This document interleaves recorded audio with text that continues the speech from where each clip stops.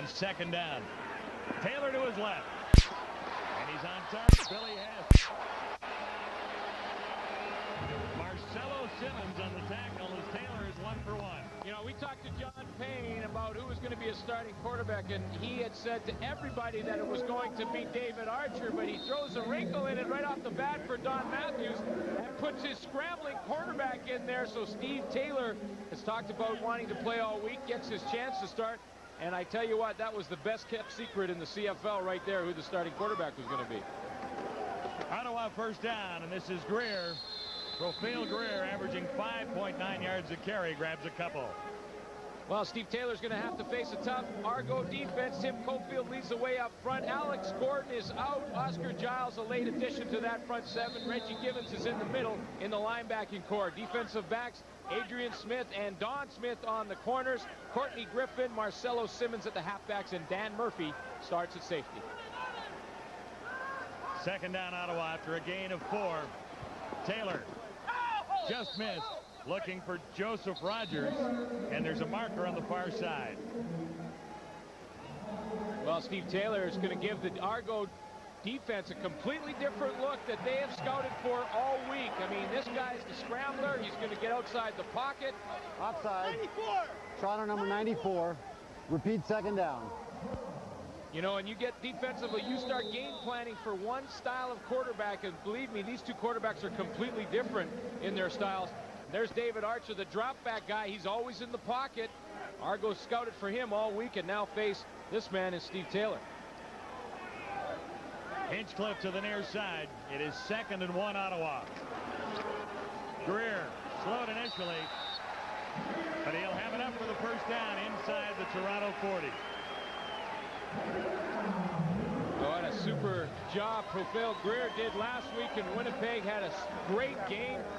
Over 100 yards rushing. You see his numbers last week and 1 touchdown. Thing that amazed me about him, he's a little guy. He's 5'8", 190 pounds, and he got up after every tackle in Winnipeg limping and then got that ball and hit the hole like Corey Philpott does it. Riders continue the drive with a first down at the Argonaut 41. Taylor from the shotgun. Likes to run. Got 1 block, and he's about halfway to a first down. Gibbons over to make the tackle, number 38 from his middle linebacking spot. Steve Taylor, I mean, right now the Argo defense got to be shaking their head. I mean, they thought they were going to just pass rush straight up the field. Now they got to start thinking contain, because Steve Taylor, every chance he gets, is going to head out to the outside, break containment, and then look downfield for his receiver. Decent start for Taylor. 6 plays to cover 32 yards. Second down here. Greer right side.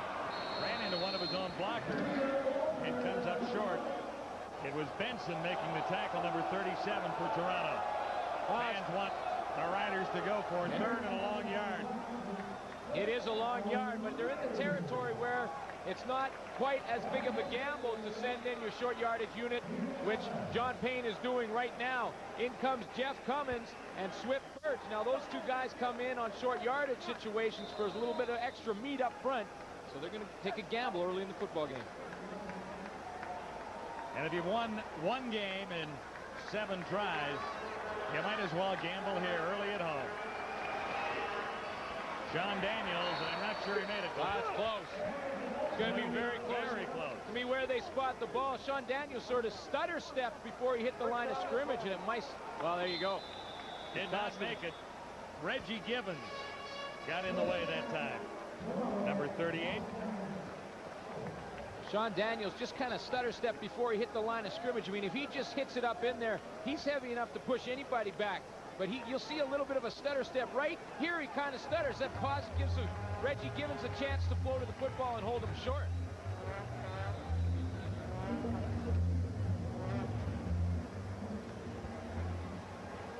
So the Argos are 1st and 10 beginning at the 32.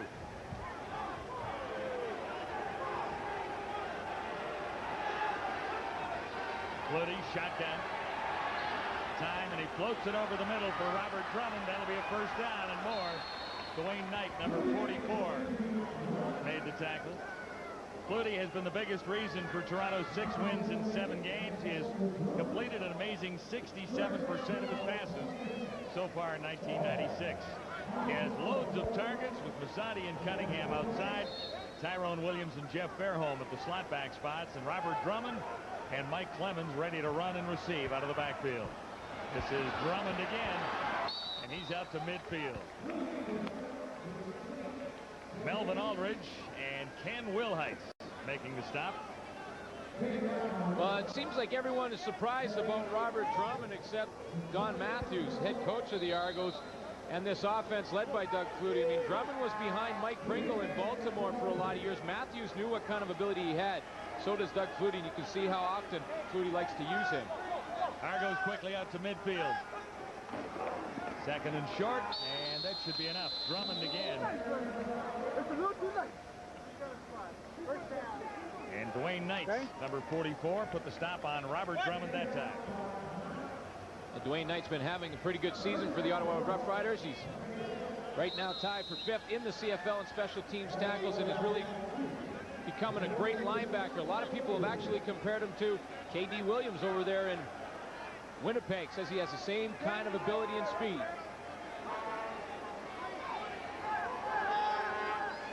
Another Argo first down. Flutie fires quickly far side. He has Tyrone Williams who breaks the tackle. Ken Wilhite couldn't hang on. Finally forced out by Tommy Henry. The gain is 13, but a marker is on the turf here and lands down. Illegal contact on an eligible receiver. Ottawa number 29. Decline. First down.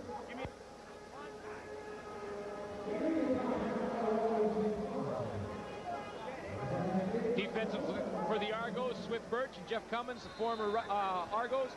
Junior Takoya replaces Lloyd Lewis up front. Tommy Henry and Leonard Humphreys are at the corners. Flutie himself, and he's wrapped up by Jeff Cummins, the former Argo you were talking about. Take it easy. Wait till I get off here, all right? No, he's standing over me. Third sack of the season for Cummins. Stay in control of yourself. Well, it was basically a quarterback draw from Doug Flutie, but it counts as a sack for Jeff Cummins because he catches him behind the line of scrimmage. Quarterback has the ball in his hands, and that goes in the stats for Cummins as a sack. Loss of 5, second and 15. For Flutie and the Argos, pushed back to the the Ottawa 43.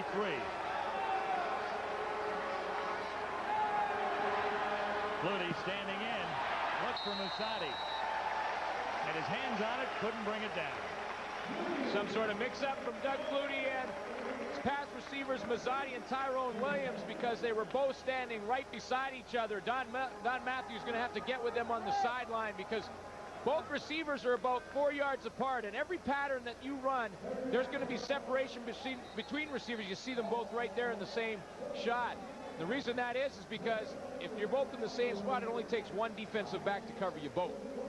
Mike Vanderjagt in for Toronto, hitting on 73% of his field goal attempts so far. This from 50 yards away, his longest on the season, 51. So Flutie will spot it right on the 50.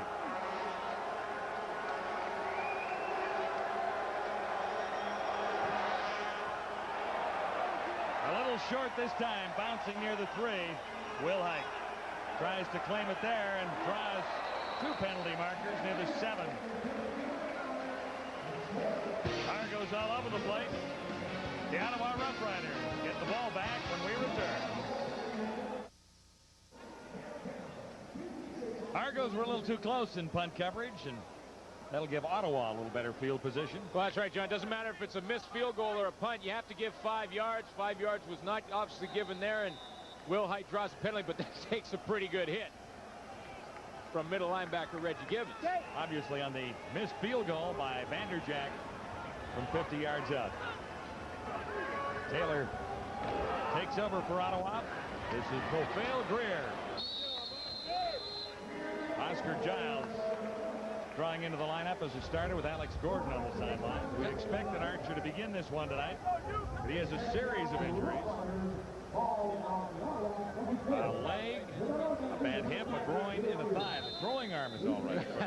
but that's the only thing. That's so about the only thing that's I guess really John, right. But we were expecting him to be the starter. Well, I mean, we talked to him. We talked to him about his injuries. He said, "Yeah, I'm a little bruised and banged up, but I can still go, and I will be starting." And John Payne fooled us all, including the Argos, when he starts Steve Taylor. 2nd and 7. Markers are down. Taylor looks deep for Hess. And almost with tight coverage. Courtney Griffin was back and got an arm in the way. Well, the fans wanted a pass interference call. They won't get that. They won't get that, but they will get an offside call. Offside. Toronto number 13. Repeat 2nd down. Greg Eaglin was coming on a blitz from the linebacker position, and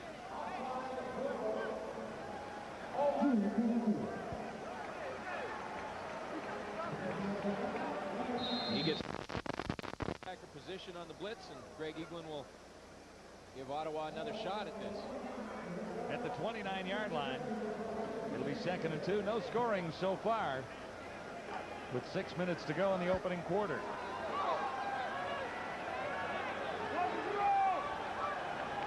Steve Taylor. And open far side.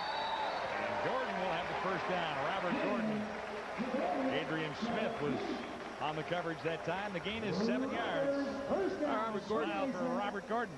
You know, he's having a pretty good season. I mean, he comes into the game tonight, 341 yards and a touchdown. And you know, when he's a veteran guy. He's been in the league 6 years. He had a tough drop in Winnipeg, and it was a 2nd and long situation. Dropped the ball when the Ottawa Rough Riders were trying to come back. So you know he's going to want to make amends tonight. Now out at the 35, 1st down Ottawa. This is Greer off the left side, broke one. Escape. I'll tell you what, Benson, that was a great tackle. Ken Benson makes a tackle. Or Profile Greer is still running. I mean, he was the only guy between him and the goal line. Perfect counter play. Ken Benson, the last guy to try and get him, coming back across from the middle of the field, and he just gets his hand on him. He's right in the middle of your screen, number 37, and watch him flow on the counter. The Profile Greer, he goes the wrong way at first, and then watch him get back there with some great quickness and get that tackle. And look, there is no other white jerseys going to catch Greer. 2nd and a bunch. Taylor running for his life. Got one block and got another. He'll get the first down. And a big collision out of bounds.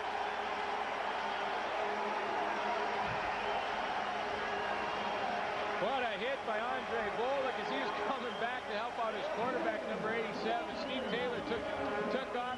He's got great speed to the outside. Tim Cofield, one of the best in the leagues in rushing the quarterback, working right there on Chris Burns. And now it's a foot race. Cofield's pretty quick. I mean, he chases down a lot of quarterbacks, but I don't think he's going to have a chance to get to Steve Taylor. I mean, I'd take Steve Taylor in that one any day. A gain of 10, 1st down Ottawa. Out at the Rough Rider 50 now. Profile Greer tried to go underneath Andrew Stewart. No doubt that time that Stewart was the dominant player, number 73. Signed as free agent, coming over from the BC Lions. With the Lions last year, he had 5 sacks. And real solid force in the middle. Guy that you got to respect. You got to double team him. He gets good push, moves the line of scrimmage back into your backfield. I mean, look at the size of the guy. He created a 1-yard loss on that play. Fills out the whole TV screen. And I know a lot of people at home have big screens. You're right about that. Here's Robert Gordon near side on 2nd and 11. Beats on Taylor. Going on the run. And I think that was a one-hopper. Bolduc. Well, the Argos certainly think so. You know, the Argos are saying no catch, but I haven't seen the officials rule on the this. Officials They're a catch. Officials are 14 yards. They're marking the ball, John. They're moving it up. I was awfully close.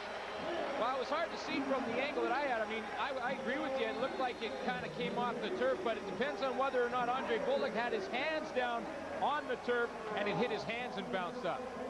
Officials obviously saw it that way. Big 1st down Ottawa. Now at the Argonaut 46-yard line. Wind is picking up. Taylor is picked up. Donald Smith on the return. He's got room to the far side and slowed near the 50. Finally rolled out of bounds. So an Ottawa drive ends in an interception. Still no score. Smith has his second interception of the season for the Argos. What they doing, baby? One turnover on downs and this interception. Well, he's playing the bump and run coverage, and watch him cut right underneath when he sees that ball come, and look at the closing speed.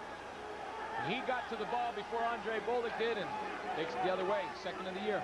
That sets the Argos up at the Rough Rider 42. Flutie. And living back there as he spins and fires. Bassani was the intended receiver.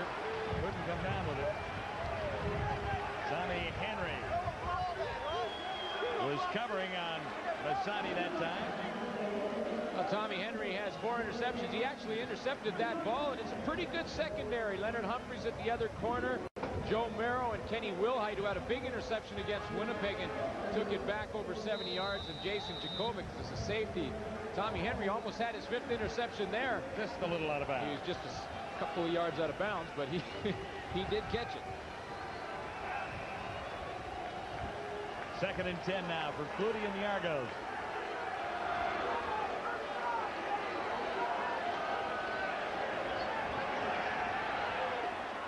Fairholm makes the catch and runs for the first down. Aldridge made the tackle, number 29, after a 13-yard gain for Fairholm, who missed last week's game with a bad back. Yeah, and I talked to Don Matthews about the condition of Jeff Fairholm. He says loves to have him in the lineup because he spreads things out, and because of his speed, he opens things up for other receivers. But he said because of his back problems, he's going to be used sparingly, and in fact, he may switch in and out all year with Mike Morreale. First down, Toronto. Flutie over the middle. Fairholm has it, and he's down to the 1-yard line. Kukovitz over to make the touchdown-saving tackle after a 27-yard play. Flutie to Fairholm. Jeff Fairholm's made a living on this play. It comes down the seam and gets inside position on Kenny Wilhite, and once you do that, you just got to throw it right in front of him like Doug Flutie does there, and as a defensive back, boy, you just can't get there. Argos get 3 cracks at it from the Ottawa 1. No score so far with 1:26 to go in the first quarter in Ottawa.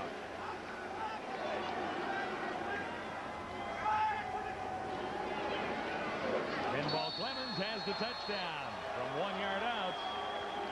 Simple little straight ahead play, and that's Clemens' second rushing touchdown of the season. And Don Matthews used a little bit of misdirection of his own there. I mean, when you get down to the goal line, you're going to think your bigger running back and Robert Drummond's going to get the football.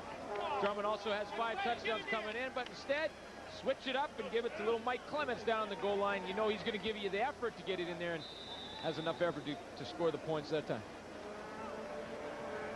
Vanderjagt will add to the Toronto lead, and that makes it 7-0. Argos score on their second possession at Frank Clair Stadium tonight. Flutie to the pinball, and in. Mike Pinball Clemens has touched the ball once and scored a 1-yard touchdown. Perfect night. So far, 4 plays, 42 yards, the drive, and Clemens finished it off with the rush.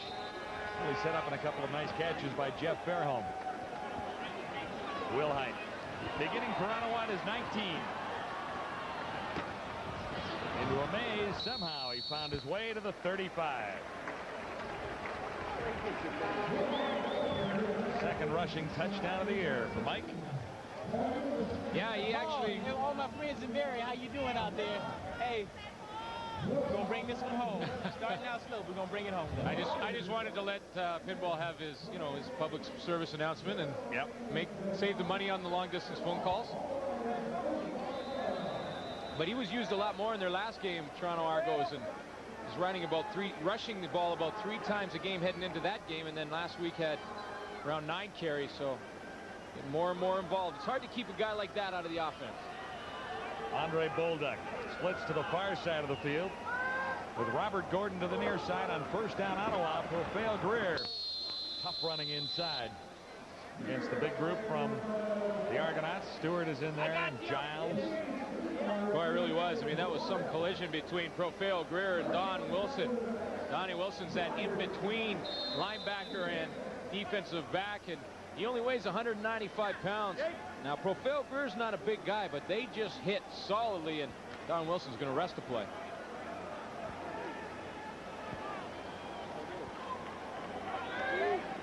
Gain of 3, 2nd and 7. At the Ottawa 38. Play action fake by Taylor over the middle, and Ellingson makes the catch at the 55. Courtney Griffin, number 26, made the tackle after a 16-yard gain. And that wraps up quarter number 1 with the Argos on top by a touchdown as we send you back to football control in Toronto.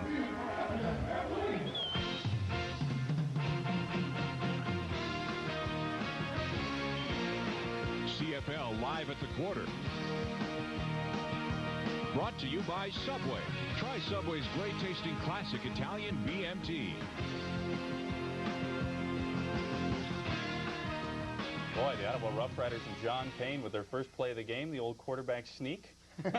David Archer, we anticipated him getting the start, but he's out. Steve Taylor takes his place. Well, you know what, Darren, I was listening to some of the rumblings around the CFL all week, and there was some talk that Riders, in order to save $750,000, were preparing to release David Archer. Now, we dismiss that because this is their marquee player and it's their franchise player, but maybe now, unless Archer is really banged up, maybe there's some merit to this. No, I don't think that's the case right now. I think Archer is banged up. In that last game against Winnipeg, it looked like he was, you know, hurt. Remember, at the end of the game, we commented about it. And I think the only thing, I hate to second guess Coach Payne, but they made a good drive in that opening drive. They got into scoring position on the 32-yard line. He goes for a 3rd and a good 1.5 yards.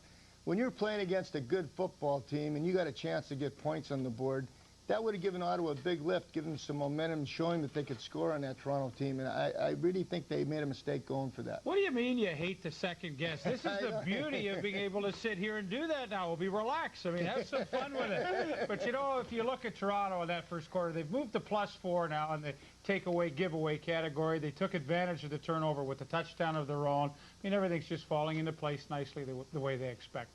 And Jeff Fairholm, we haven't seen much of him all season long, but he's catching some balls in this first quarter of play. Well, we're set for the second quarter. Let's return to Lansdowne Park and Frank Clair Stadium. Gentlemen? And just the stats, Darren, from the opening quarter, it's a little deceiving there. 2 turnovers against Ottawa. Time of possession favors the Rough Riders, but Flutie has them on the scoreboard. That is the Argos. The Ottawa Rough Riders are actually moving the ball quite nicely. They're moving the ball down the field. Steve Taylor's throwing some nice passes, but those 2 turnovers are telling, because I'll tell you what, just like when you play the Calgary Stampeders, you cannot make mistakes against good football teams and have success. So Ottawa has to eliminate those turnovers. Here's Taylor with time, looking deep. Gordon is all alone.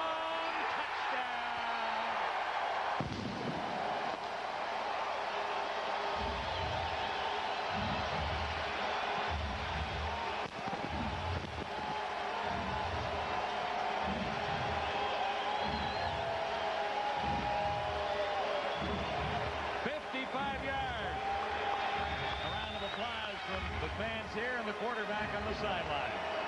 Well, first thing, this play starts out with great protection up front. Steve Taylor has enough time to look down the middle and look off safety Dan Murphy. He was in the middle of the field and jumped up into the short crossing pattern. That left Robert Gordon all alone on the post pattern behind him. Marcelo Simmons had no shot. Couldn't get it away. The convert. Taylor running for his life and short-hopped it. Short-hopped it to Daniels. George DeMacco finally ran Taylor down. Convert is no good. And that's the way things go in Ottawa. They come up a point shy.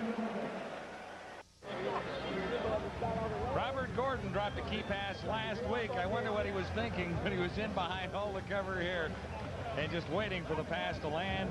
John, his mitts. It's one of the toughest balls to catch, believe it or not. When you have all the time in the world, you know you're wide open. No, there's no one around. All you got to do is concentrate, cradle it in there. Ball into the end zone. Tell you what, Robert Gordon makes amends right there from last week's drop against the Winnipeg Blue Bombers. And then you look at the the convert attempt, and Steve Taylor's the holder. Now, he just threw a touchdown pass, had to run all the way down to congratulate his receiver, Robert Gordon. I think he was a little tired, wasn't concentrating on the pin because the snap was there. He just dropped it. The Ottawa kickoff. Masani and Clemens are deep. It goes to Clemens. Actually, that was Cunningham on the reverse to Clemens, and he's clotheslined on the far side. No markers down. So Gordon celebrating his second touchdown of the season on the sidelines.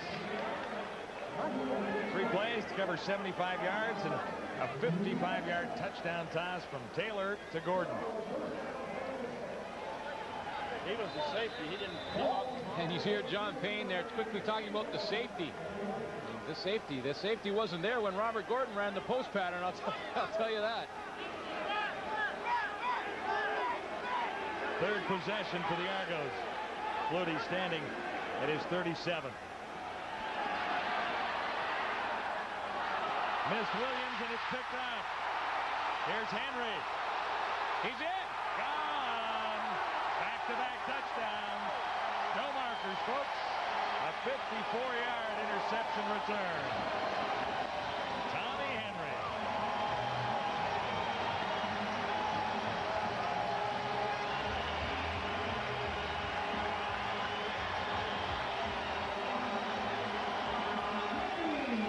They're all exhausted. Well, wasn't anything fancy about the pattern, just crossing routes, and you see Flutie trying to go out there to Tyrone Williams. The ball goes off his hands, then off Jimmy Cunningham's hands and into the hands of Tommy Henry. And once he has it, he takes off, goes around the corner. Mike Kiselak's not going to catch him. Big touchdown for the Ottawa Rough Riders. Almost a clip there. It wasn't, but it was close. Lamley hammers this one through. So the Rough Riders have scored back-to-back touchdowns. Here's Tommy Henry in the end zone. On pinball on the return for Toronto. He's got a good one going out across midfield and inside Ottawa territory near the 50.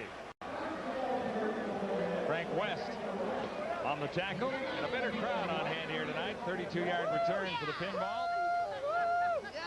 Riders, baby.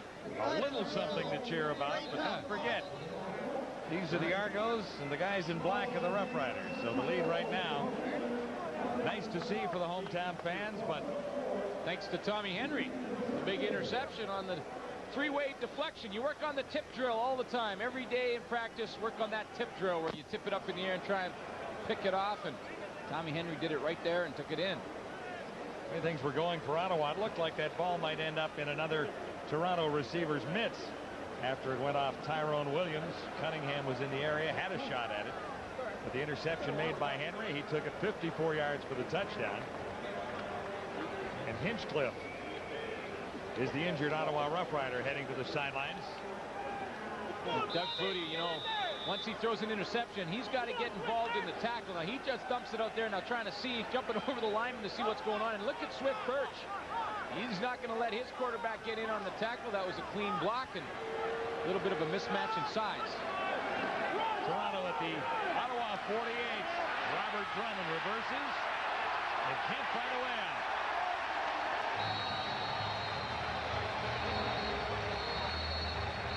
The new guy, Junior Tagoya, number 91 on the tackle.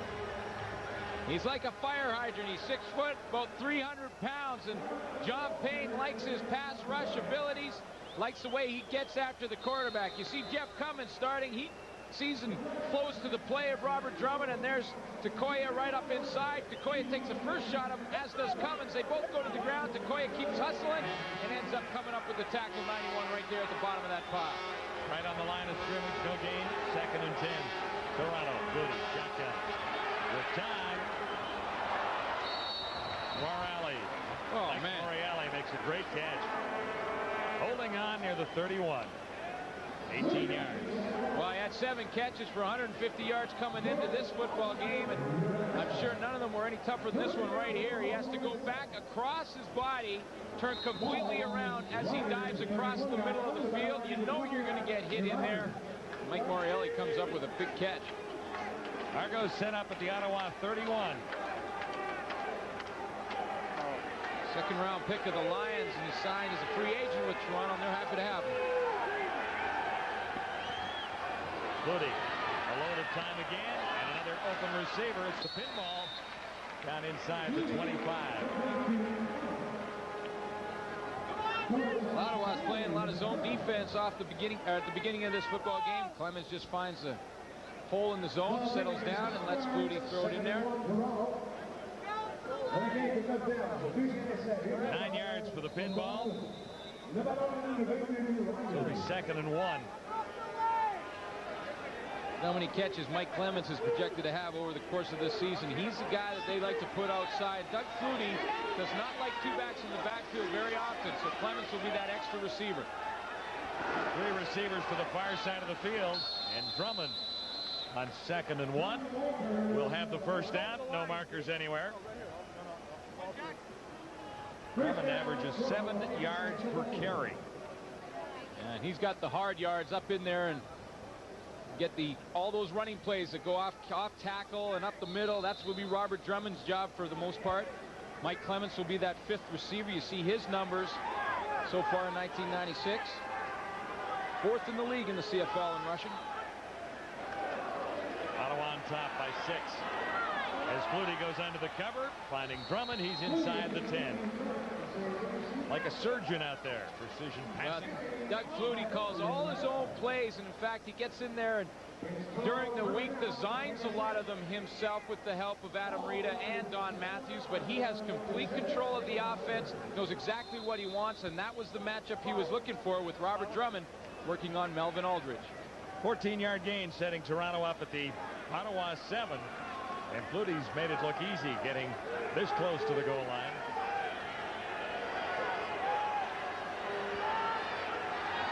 Three receivers to each side. Flutie, end zone toss, and Williams has the touchdown. Tyrone Williams. Well, Doug Flutie had no backs in the backfield on that play. Spread his whole offense out. Drummond was to one side, Mike Clemens to the other. Spread that defense of the Ottawa Rough Riders out. He knew he'd get man-to-man or a blitz situation. They show it, Ottawa does, and drop out of it, but Tyrone Williams gets in behind the coverage. Melvin Aldridge, again the victim, pulls that one in just before he goes off the deadline at the back. No catches last week for Williams. Touchdown catch in Ottawa. Tonight, Vanderjack has the Argonauts in the lead 1-4. It's a 1-point ball game. Number 81, Tyrone Williams, has his 6th touchdown catch of the season. And there's the scoring drive. 6 plays to cover 48 yards. Flutie to Williams from 7 yards away. Argos back on top.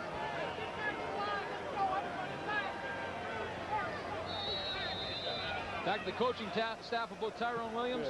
They say he could potentially be a great one in the league. Good size, good speed, and excellent hands.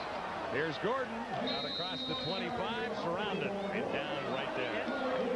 Mark Bunting joins us on our CFL telecast from Ottawa tonight, and he's over on the midway. Guys, I want to show you something I just gave birth to here. Actually, it feels like a big scarf. It might be good in the wintertime. It's a big snake, obviously. It's an albino. This is Dan here, and tell us about this snake. What can you tell us? Oh, this is Chrissy. She's a 4-year-old albino Burmese python. She was born in captivity and has been handled all her life. I feel like Johnny Carson. And how old is she? 4 years old. She's closing in on 100 pounds and about 14 feet. You know what, Dan? This looks very similar to the thing that came out of my toilet last week. I swear. All right, back to you. You couldn't get me to do that. Now, we were on the midway. I didn't see that snake. No. It's a good thing. And I'm not going back to the midway now. The snake is there. Billy Hess makes the catch on first down, Ottawa. Riders were forced back near the 10-yard line after a blocking infraction on the return, 12 yards. Bill Hess was a possession receiver in San Antonio last year with David Archer.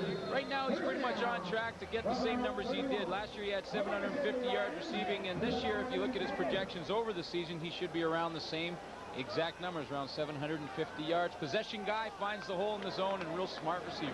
Steve Taylor at the controls for Ottawa tonight. Won't get this one away. Cofield. 5 sacks coming in, and 1 more to his total. Well, the most important block you have as an offensive lineman is when you're on the backside of the play.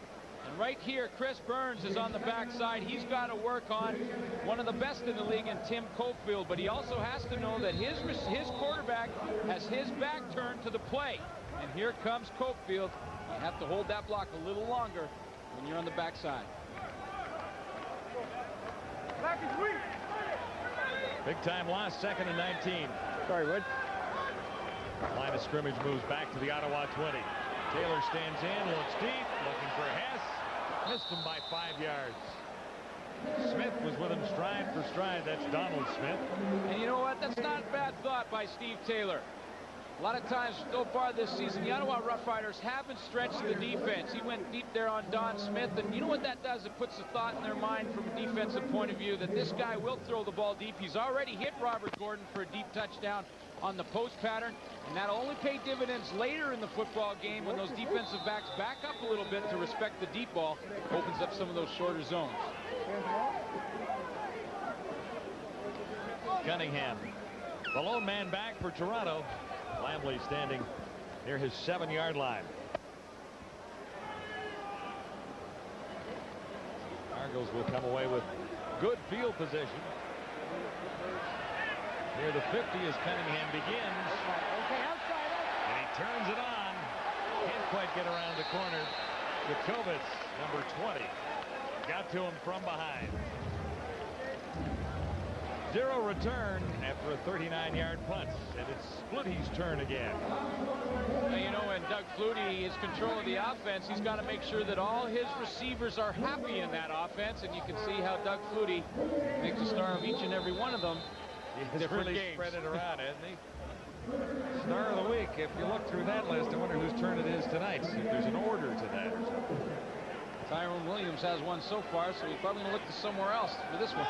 And Tyrone didn't have a big week last week. Drummond for a couple. Ray Bernard was there, so was Dwayne Knight. As a matter of fact, John, just to talk a little bit more about that point, Tyrone Williams didn't have a catch last week, so he's got one tonight for a touchdown.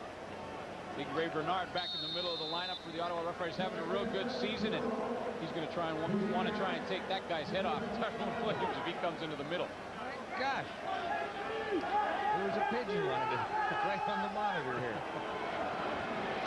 He was here the last time we were here. Flutie. Now he'll fire. And can't come up with Jeff Fairholm. Well, Melvin Aldridge makes a great knockdown play on it because he was victimized by the Tyrone Williams touchdown. Limping a little bit as he leaves the field, but he had to cover for a long time. You see all the time that Doug Flutie can buy for himself with his great scrambling ability. Still looking downfield, playing that sandlot type of football. Finally finds Fairholm, but Melvin Aldridge comes across and bats that ball away. Gordon is deep for Ottawa. Back near the 12 with Vanderjagt. Standing at his 35. Winds are picking up a little bit in Ottawa. Vanderjagt gets a lot of air under this. Gordon. Decent return. Dragged down by Namako at the 35. 13 yards.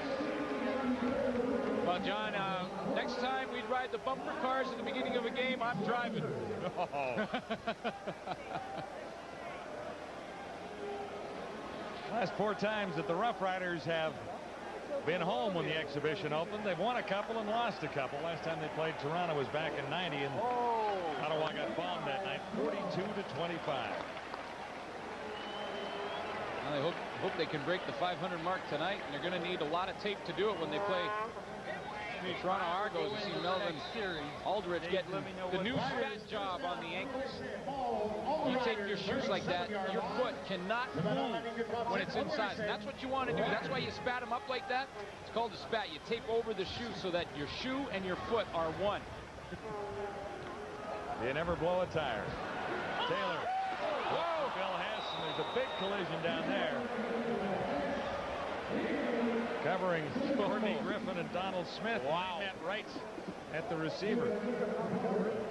Courtney Griffin's in for the injured Don Odegaard, and he has Bill Hess lined up, and Bill Hess knows it. He's coming across, and you can see him turn his shoulders as that ball goes through his hands, because he knows Courtney Griffin is coming from his zone on the outside to lay the lumber on him. That was going to be a huge one had Hess stayed straight up and down. 2nd and 10. Taylor with time. James Ellingson had to turn around to try and bring that one home. Couldn't quite squeeze it. And you know what? That was the case of Steve Taylor trying to take a little too much. If he'd have thrown that ball to James Ellingson initially, James Ellingson may have been able to pick up a good 8 to 10 yards. But right here, Taylor's going to take the ball. Now, he has so much time. He sees Ellingson, but then he wants to look for more. He realizes that that time may be running a little short as the play continues, so he tries to get it to Ellingson, but had he hit him early, he might have picked up the first down. Wayne Lamley. Jimmy the Jet Cunningham for the Argos waits. Lamley hesitated. And now he rolls it out. There'll be no return for Jimmy the Jet this time.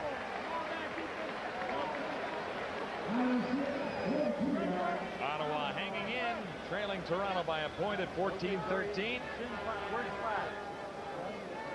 Pretty close.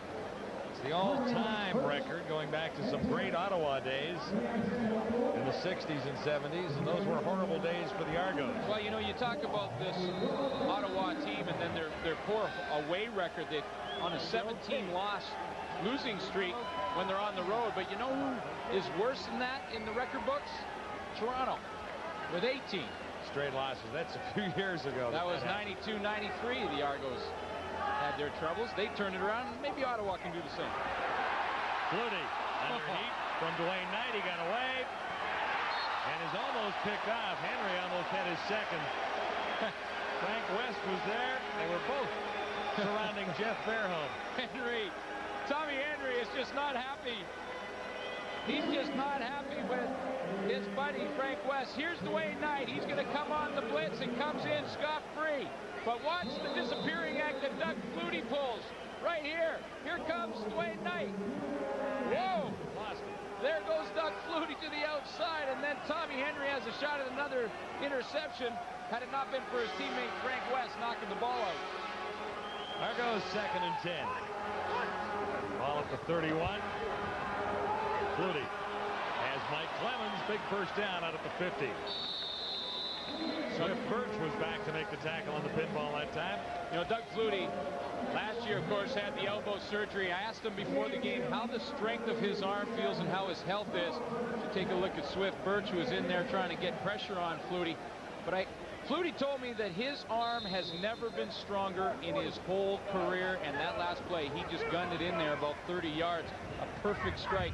Yeah, I'd agree with Flutie. His arm looks real strong right now.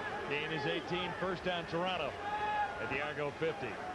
4 receivers to the near side, and Flutie looks in this direction. Again on the run. Williams couldn't bring it home. Nice defensive work out front by Wilhite.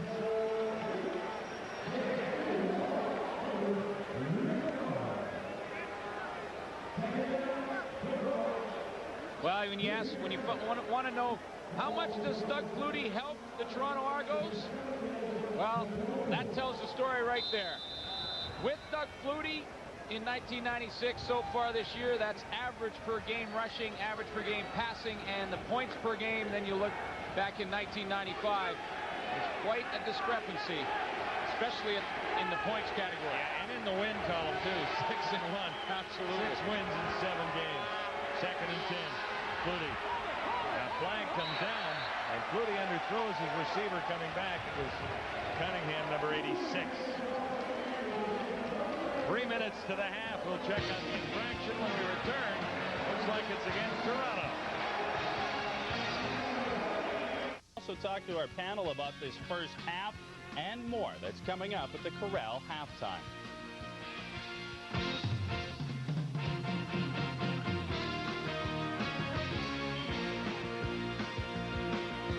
Closed captioning of this CFL telecast is brought to you by Subway. Try Subway's great tasting classic Italian BMT.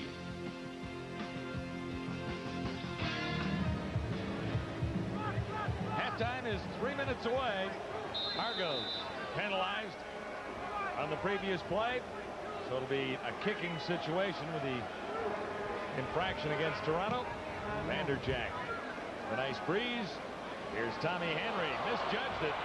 Now it rolls back, and Vanderjack is charging in. They draw some flags as Drummond makes the tackle.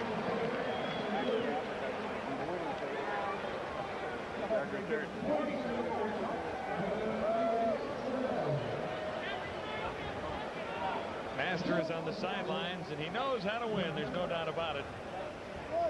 Completion percentage almost 67% for Flutie and the Argonauts.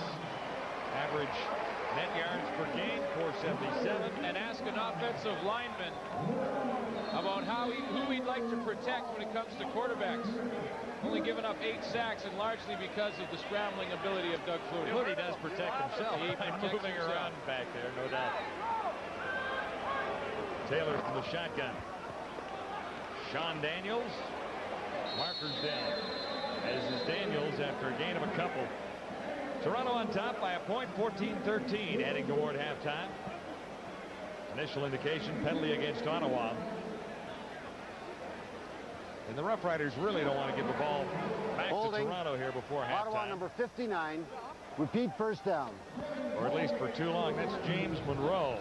Yeah, he's in there at the left guard position off the running play. Just grabbed on to the jersey of Andrew Stewart. But you're right, John. I mean, right now, Steve Taylor wants to try and get his team out of a hole and at least regain the field position, not give that ball back to Flutie before the half. Taylor himself on 1st and 20. Benson made the tackle, number 37. And Taylor gets almost half back. Ah, it's a good call. A good call, run the quarterback draw. It's something that you know the Argo defense hasn't been scouting or hasn't been thinking about coming into the game, because they thought David Archer was going to start, and you know David Archer is not going to run that play. So it's a pretty good call. Get half of the yardage back on first down and set up 2nd and 10.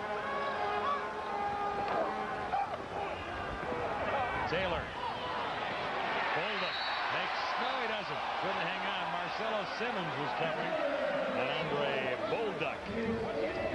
Bolduc is seeing quite a bit of action tonight. He's out of Carleton in his rookie season. Highly rated in college, making a big step tonight. Yeah, working on Marcelo Simmons. Simmons up in the bump and run technique, does a nice job to get open to the outside. Steve Taylor throws a little bit behind him. Would have been a tough catch, but definitely would have got his team out of a hole, and he had to hang on to that football.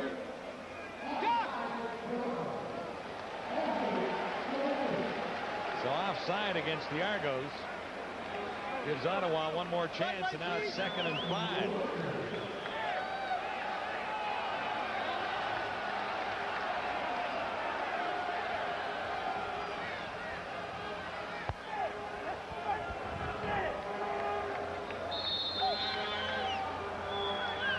Into the final 2 minutes of the opening half as Taylor stands in. As Hess has a big first down inside the 45.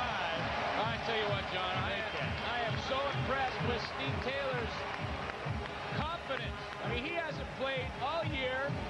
He played half the season in Hamilton, pretty good half the year in Hamilton last year, but watch him throw this ball with authority with 3, well, you count them 4 Toronto Argonaut defenders all over Bill Hess, and he just puts it through the eye of the needle and finds Hess for the completion.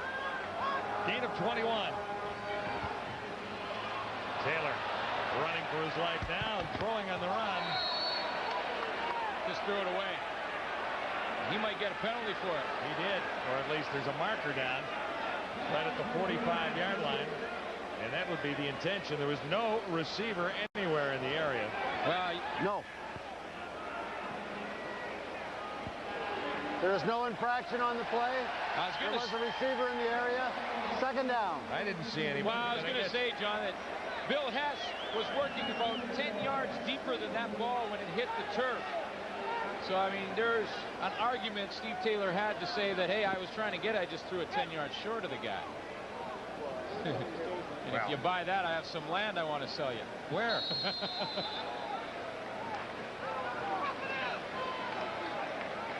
Bolduc comes to the near side.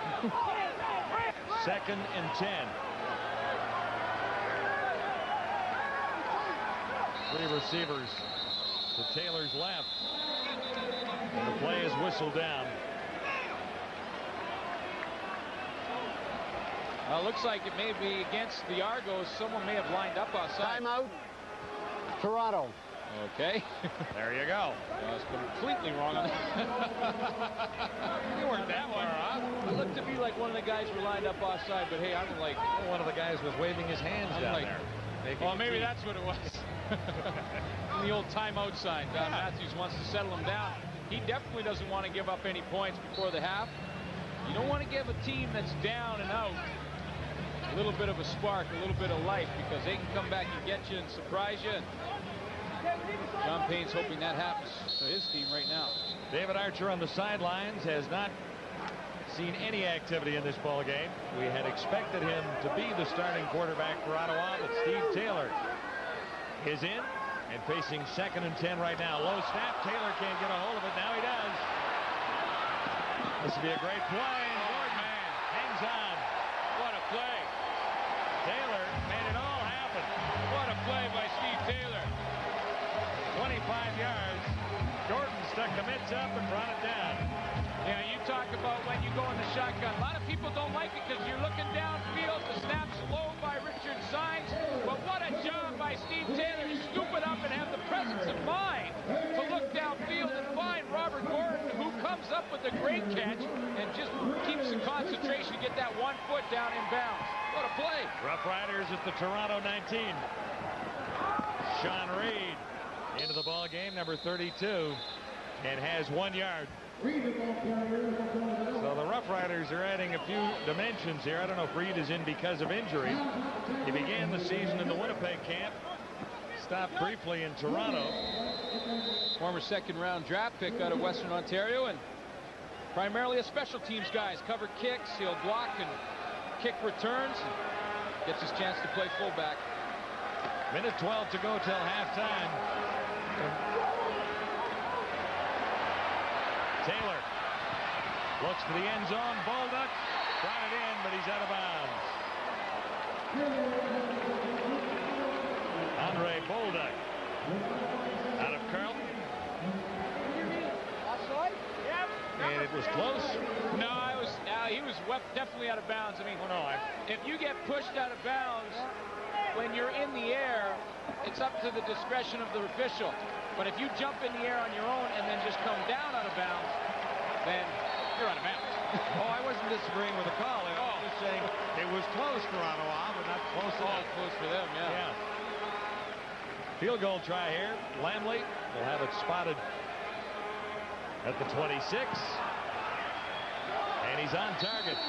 Well, with about a minute to go, at least unofficially on the scoreboard, which is malfunctioning here tonight. But I tell you what, Toronto was offside on the play. I believe it was offside. Toronto number 12. Decline. Field goal is good. They'll take the 3. Yeah, Adrian Smith was offside, but because it was 3rd and 10, it's only a 5-yard penalty. John Payne does not want to take any points off the board, especially against these Argos. So Don Matthews will send out his kickoff return team. You know, when you have Jimmy the Jet Cunningham and Pinball Clemens back there to receive it, you have a chance to score in one play. 16-14. Ottawa leading Toronto, and if I'd said that to you before the game, that Ottawa would have the lead at halftime, what would you have said to me? I'd say let's go back over to the roulette table. There's no chance. Well, there's still 19 enough time for Flutie to come and solve that situation with a field goal, or Cunningham to take it into great range for Toronto. The Rough Riders are full value for their lead at this stage of things. They've moved the ball fairly well, and they've taken advantage of the one opportunity on the interception. Yeah, they really have. I mean, if you take away the 2 interceptions that Ottawa and Steve Taylor has thrown, I mean, they really have dominated this game. And we talked about it before, and many people have. In order to beat a Doug Flutie team, you got to keep him on the sideline. Ottawa's done that pretty well tonight. Mike Clemens fields it at the 22.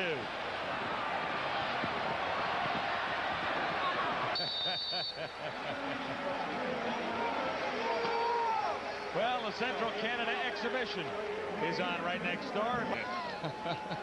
I tell you, there's not much luck on the midway. The odds are not in your favor, folks, just in case you were thinking you were going to come down and get your fortune.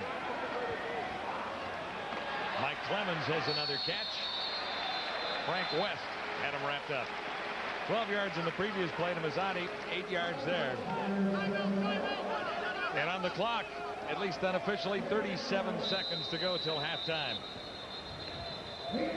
And 37 seconds. It's a long time for Doug Flutie to put some more points on the board before this half is over. Ottawa's called a timeout now. Steve Taylor, a surprise starter. Hey, just mentioned to David Archer there, what do you think of that one play where we get shotgun, I drop it, pretend like I'm fumbling around, pick it up and throw it to Robert Gordon? That's a pretty good one, huh? Let's put it in the book. John Payne likes it too. And he was talking right there about breaking containment inside or out. He says he thinks he can break that containment all night. Either step up in the pocket or break it to the outside. 37 seconds till halftime. Argonauts, 2nd and 2. Flutie drills it in and missed his target.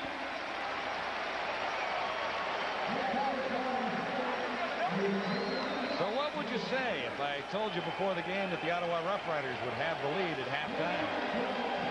Well, you know what? 19-point favorites, and Jeff Cummins is coming in here on the pass rush 97. He's the one who gets up there and just gets this one knocked down. But when you're 19-point underdogs like Ottawa were coming in, Jeff Cummins knows that takes the pressure pretty much off you. You can just go and execute. And he did the old soccer header there to knock that one down. Nice ball, Beckenbauer. That's the soccer player from way back. Oh, yeah, I remember. Hands off, Beckenbauer, Cruyff, Hodgkins, they're all here. Tommy Henry returning for Ottawa, and the Riders will have 23 seconds to work with from deep in Ottawa territory. Brendan Rodgers started out with the BC Lions, was released, and Toronto and Don Matthews very happy to get him because of his specialty, and that is special teams. See him take off right there and get some good job on the punt coverage team and get in on the tackle. I recall he had 7 special teams tackles for the Blue Bombers in a game a couple of years ago. He tied a pretty famous linebacker out there. At least we're making him famous, in K.D. Williams. You have turned him into a star, no doubt about it. Picked up. It's Smith. Donald Smith this time. 2nd interception of the game, and the Argos get a shot at a field goal. Well, I don't know about the decision to try and go down the field. I mean, there's less than 20 seconds left. Robert Gordon's going down the field. He goes out of bounds. Now, because he was pushed out, he's allowed to come back in. The ball was intended for James Ellingson. Donald Smith had the short zone, read the quarterback and jumped it, but I'm not sure the decision with 20 seconds left to try and throw it down the field is going to be awfully tough to get any points. And now you've given Doug Flutie an opportunity to put some of his own on the board. Opportunity here to add a little bit at least. Definitely close to field goal range, and now they are. Cunningham makes the catch, and he's down to the 26-yard line with 5 seconds to go. So Vanderjack will trot in, and the Argos have an opportunity to have the lead by 1. You see, I told you there was no way Ottawa could win or could lead at halftime. Well, if you take into consideration the point spread, they're way ahead. Oh, they're way ahead in Vegas. Yeah. But unfortunately, Vegas doesn't count. Well, I think they can be proud of the way they played. I mean, they're up against a 6-1 team led by one of the best quarterbacks in the league, and they're hanging in there in the half. They made some big plays. They're moving the ball offensively, and other than that error right there, played a pretty good football game.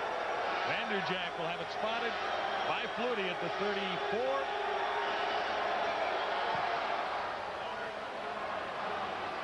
He's got it. So the Argonauts grab the lead by a point.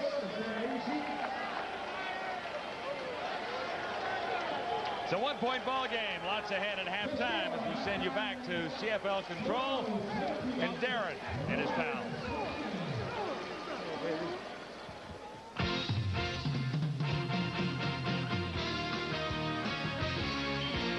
CFL Live at the half. Brought to you by Corel, world leader in CD-ROM technology. Okay, Coach, have at it. You were a little upset at the end of that half because you did not like the play selection at all for the Ottawa Rough Riders. You thought they should have just downed the ball and killed the clock and ran with the lead. Absolutely. I mean, I would have bet money, and I don't even bet very often. I might have bet Leafs money, but I would have thought with the 23 seconds to go in the half and a 2-point lead, and they fought so hard to get that lead against a good team, why take any chances and go in with a lead at halftime and come out fired up? Now they lose some momentum by letting Toronto back in the game. See, you are having fun second-guessing tonight, aren't you? It's a bad game to be second-guessing. You're right. Bob, I want to defend Ottawa now. Isn't that a switch? You being the bad guy and me being the decent guy. But Ottawa played a great half of football, aside from that silly play. And they were doing it without their 3 premier offensive players, Archer, Rogers, and Greer. I think that, you got to take your hat off to those guys. They played a great half of football. You know what? I think it goes back to the comment I made before the game. If Toronto is going to lose this game, it's just because they're going to beat themselves. And Tommy Henry gets an interception for a touchdown. Doug Flutie is not having a terrific first half. Toronto is beating themselves. Ottawa is playing about as well as they're going to play, but the old intangible still is there. Flutie can come out and have a great second half, and this game can be a walk.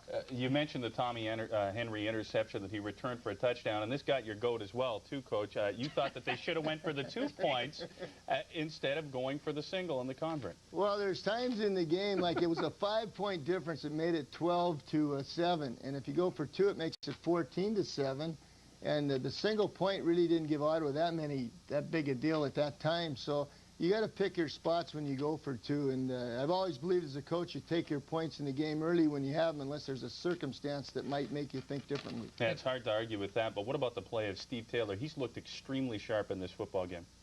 Yes, he has. I think he's done a heck of a job moving the Ottawa offense, and the key thing I think that he's given Ottawa that their offensive lines had trouble in protecting Archer is that Steve's much more mobile. He's getting out on sprint outs and some play action, moving outside the pocket, and that makes it a lot tougher to defend against him, especially when you weren't expecting it. In reality, Bob, Steve Taylor is out past Doug Flutie. You don't see that very often, but it's one half, and he's played better. And at the end of the game, it'll be different. Right. But I want to say something about the Ottawa secondary, and specifically Tommy Henry. Here's a guy who did not even get a chance to play for Don Matthews. As soon as Matthews took over for Bill Obovovich, he let Henry go.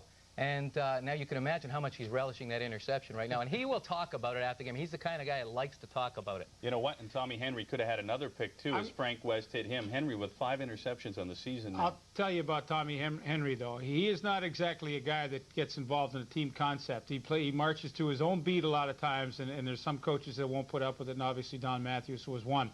Another thing about Doug Flutie tonight that I'm surprised. I did the Edmonton-Toronto game a week ago. Flutie struggled when he was going to straight drop back, straight in the pocket, and because of his height, sometimes he has difficulty seeing over those defensive linemen. And again tonight, I'm really surprised that he hasn't gone more to the rollout. Straight drop back has not been successful for him this year, and yet they still stick with it. Well, we'll see if Toronto alters their game plan. I'm sure they will in the second half. We'll take a short break. When we come back, we'll change our game plan as well. We'll start talking about tomorrow night's big matchup as the Hamilton Ticats are home to the Stamps. Stay tuned. You're watching the CFL Live on TSN. CFL Legends brought to you by Corel. He's often considered Canada's best ever athlete. More on Lionel Conacher in a moment. Acclaimed as Canada's greatest all-around athlete of the first half-century, Lionel Big Train Conacher played professionally in 5 different sports. Conacher played on 2 Stanley Cup winning teams and scored 15 points for the Argos in the Grey Cup victory over the Eskimos in 1921. You can see more on Lyle Conacher and other CFL legends at the Canadian Football Hall of Fame in Hamilton.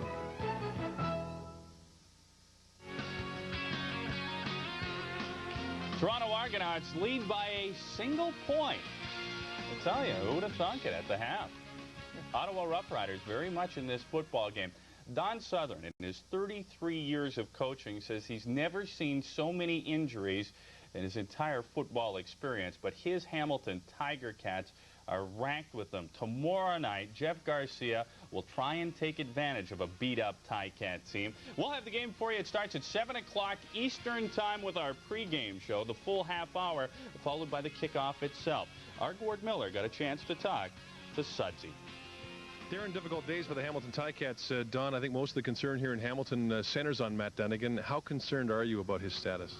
Well, Gord, I am concerned the fact that it's taken so long, you know, but anytime you ever get hit in the head in a football game or whatever, you like to have guys recover in 3 or 4 days, but this is taking longer. The doctors say that he will be fine once this pressure, you know, that he has some headaches now, but once they leave him, I guess he's going to be okay. And I will not do anything in regard to playing him until the doctors give us 100% okay to go. So for this week, your starting quarterback is Larry Justanis. He's having to deal with the fact that he's a Canadian. There's a lot of pressure on him that way. How difficult is this challenge for him? Well, you know what? He was rushed into it in Montreal, and maybe sometimes they don't have a chance to think about it. But knowing Larry and knowing his demeanor, he wants this chance.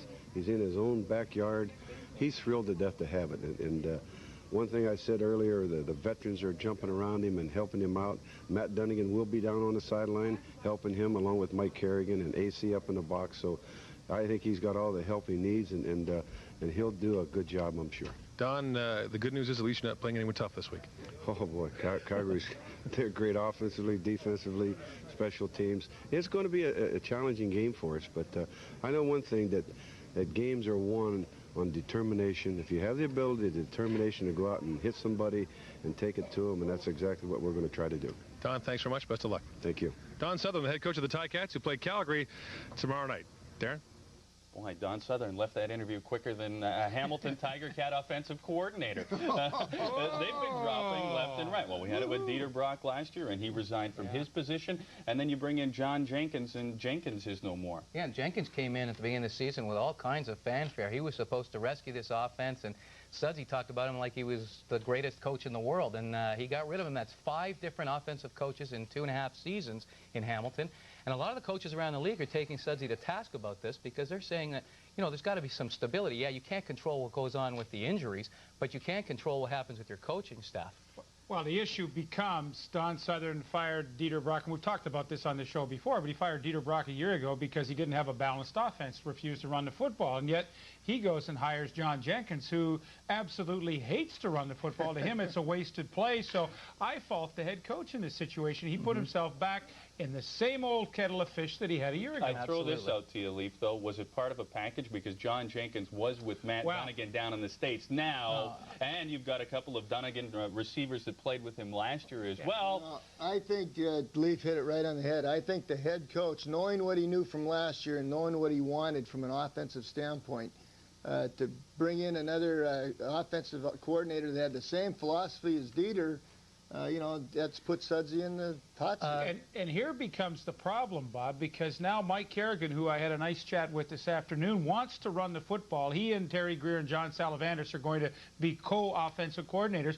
They all clearly know they need to have a more balanced attack, but what the problem is, they do not have the personnel. So in midstream, you need a big fullback. There's no fullback. I said, would you like to have Lee Knight back? And they went, sure.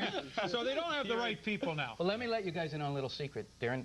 Actually, Matt Dunnigan was never a fan of John Jenkins, even last season, and he was quite supportive of the move. In fact, he encouraged it. He felt he was being not protected enough, and he was very supportive of that move. And for once in my life, I hate to do this, but I'm going to agree with Marty because Matt and I had talked about that. He was not enthralled with John Jenkins' system last year. He's a team guy. He went along with it.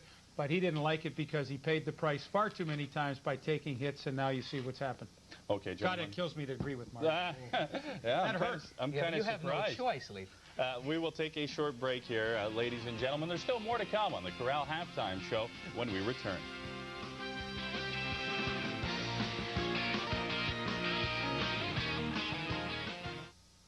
If you want full off.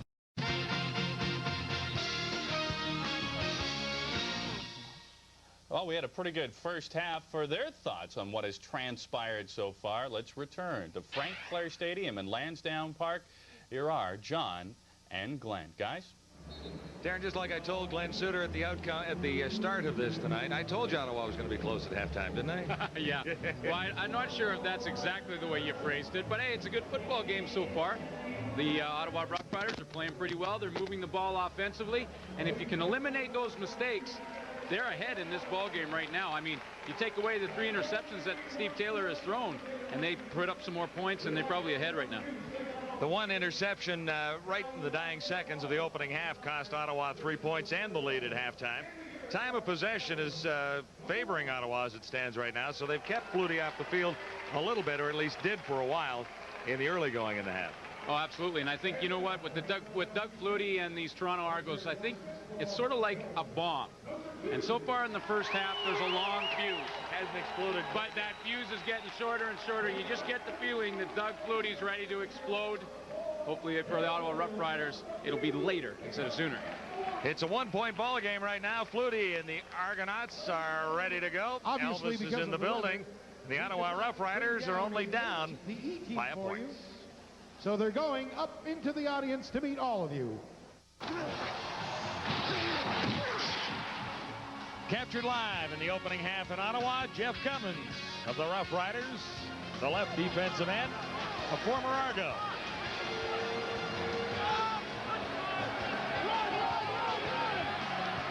Cummins had a pretty good half. He was everywhere.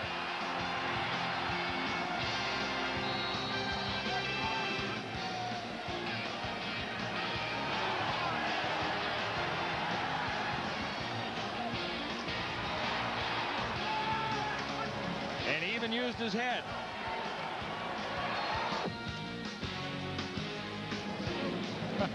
Jeff Cummins. A couple of sacks coming into the season. We're underway with the second half in Ottawa. This is Jimmy Cunningham. Fakes the reverse to the pinball, and Cunningham has room up the middle. Finally dragged down by Lamley as the kicker gets into things. 32-yard return for Jimmy the Jet. And Flutie is ready to go, hitting on 67% of his passes coming into this one tonight. 13 of 21 for 180 yards. Had one picked off. It was a tip that ended up in Tommy Henry's hands. Steve Taylor good on 50% of his passes in the first half. Argos begin at the 51 with a first down. This is Drummond. And Birch is there, another ex-Argo, number 90. You know, Swift Birch wants to have a good game, former Argo, and last year he led the team in sacks in Toronto with 8 sacks. He's joined by Jeff Cummins, who we saw live at the half, and both those guys from the Toronto Argonauts want to have good games. The bookends up front for the Ottawa Rough Riders.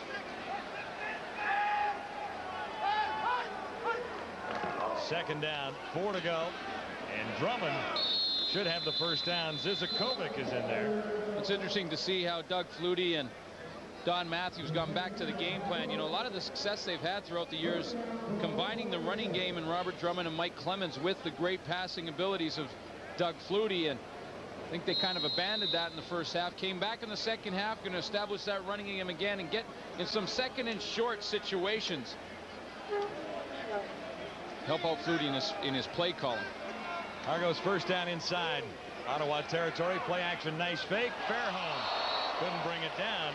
Leonard Humphreys was close to the interception, not quite. And while we had just talked about him, but it was Swift Birch who actually comes up and jumps up high enough to make Doug Flutie throw that ball high where Humphreys can almost get a crack at it. Swift Birch is going to come from the left of your screen. Flutie fakes the handoff to Drummond, little play action, but Birch was not fooled. You see when he goes up there and gets to the top of his vertical jump, Flutie had to throw the ball up and over, and went over the hands of Jeff Fairholm.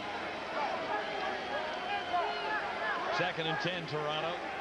Flutie moves to the shotgun with 4 receivers to the near side, and he's looking in this direction.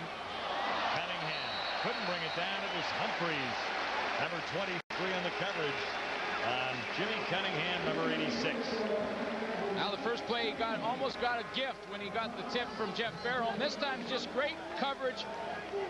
Jimmy Cunningham has tremendous speed. Now Humphreys has to respect that, stay off him, and then when the ball's in the air, just make sure when Cunningham deflects it up, he doesn't get another shot at it on the rebound. Humphreys makes the tackle.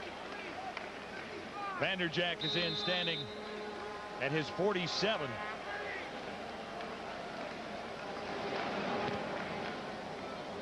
This is Robert Gordon waiting at the 5. Straight ahead. He's across the 15. Brendan Rodgers leading the Argo tacklers one more time.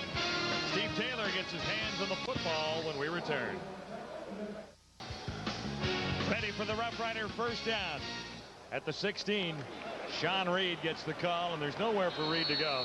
Ottawa's had to make a lot of adjustments in the offensive scheme of things. Sean Reed is in for Profale Greer, who's on the sidelines right now. Joseph Rogers, the leading receiver, is also on the bench. Reports indicate that Greer has a knee problem. No word on what Rogers' problem is. When you add to the fact that the starting quarterback is also on the sidelines for Ottawa, the Riders are hanging in with a makeshift group out there. Well, it really makes it amazing, John, that they are playing as well as they are. I mean, their top receiver, Joseph Rogers, is out. Profale Greer has an ankle problem. He is out, had a great game last week. So, boy, it's amazing they're hanging in here. Taylor will put it up on 2nd and 9. He has Hess, and he'll have a first down. Held on after a foul hit. Courtney Griffin was there, number 26. Well, it's a sandwich job on Bill Hess. Courtney Griffin comes from one side, Ken Benson the other. It's amazing. He hung on to that football. Makes a nice catch coming across all the way across the field. And here comes the hit. Reggie Gibbons coming as well to help out on the hit. There's 3 of them. See Courtney Griffin, 26 in the bottom there, and that was a big hit on Bill Hess. He kept concentration, hung on to the football. And Hess is down on one knee in the Ottawa huddle. At the 15. He jumped up immediately after the hit. That's just this little psychological games going on. I mean, he just jumped up, say, hey, you didn't hurt me, and then when he gets in behind the huddle and is hidden a little bit from the defense, kind of works that kink out of the shoulder that he just took the hit on. Rogers, we understand now, number 83, Joseph Rogers, has a shoulder problem. Profale Greer has an ankle problem and won't be back. Neither of the 2 starters there. So John Payne is making adjustments as he goes. And now Bill Hess is on the sidelines. So that means James Ellingson is in.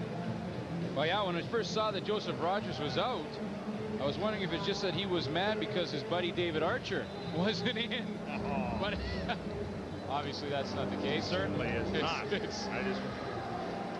I just want everyone to know who said that. Well, I was only kidding there. And you know, Robert Gordon is going to have to come up with a big night when those 2 guys are out. First down, Ottawa. Here comes the heat. Taylor can't get away.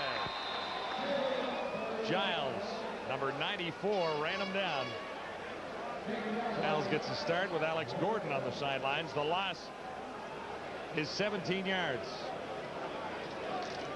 Yeah, Giles, number 94, right here, and you just follow him and watch him on the pass rush, working on Chris Burns to the front side. He just gets off when Steve Taylor has to break containment and then tracks him down. Steve Taylor didn't have anyone downfield even to throw the ball away, so he had to take that hit and take the loss. Oscar Giles, of course, in for Alex Gordon, who was a late scratch because of back spasms. 2nd and way too much for Steve Taylor. He lost 17 in the previous play. Can't find anyone open, and he's down again. Reggie Gibbons got to him this time. Well, we had just talked about what happens when Profale Greer and Joseph Rogers are out of the lineup. I mean, on both those last 2 plays, Steve Taylor had pretty good time to throw the football. He scrambled, bought some more time on his own. This is the second of the 2 on second down. You see him has time initially. No one's open. Now he has to take off to his left. No one's still open. He wants to turn back and throw across the field. Again, no one open. And of course, Reggie Givens finally runs him down. But when you lose your #1 receiver like John Payne has, those other guys have to pick it up, or else it's going to be a long second half for Steve Taylor trying to find a guy down the field. They've already lost field position here with Lamley standing in the end zone. Argos will take over near midfield and very likely on Ottawa's side. Cunningham, the lone Argonaut deep. Big charge. Nemeko got there. This will be an Argo touchdown. Eaglin came through to grab it. And he has Toronto's touchdown. First of the second half. Well, what a rush by George Nemeko off the side. Backup safety, but a big special teams guy. And 21 gets the block. Greg Eaglin comes up with the recovery. Eaglin could have been one of about 4 or 5 Argos that were in the end zone when that ball hit the turf. But you know when Don Matthews gets this kind of a field position, it's all-out rush for the Argos. You see Don Wilson 20, and right from the left of your screen was George Nemeko. He comes over with the big block.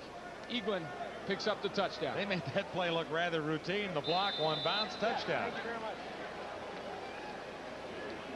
Nemeko bounced past to Eaglin. And the Argos have added to their lead.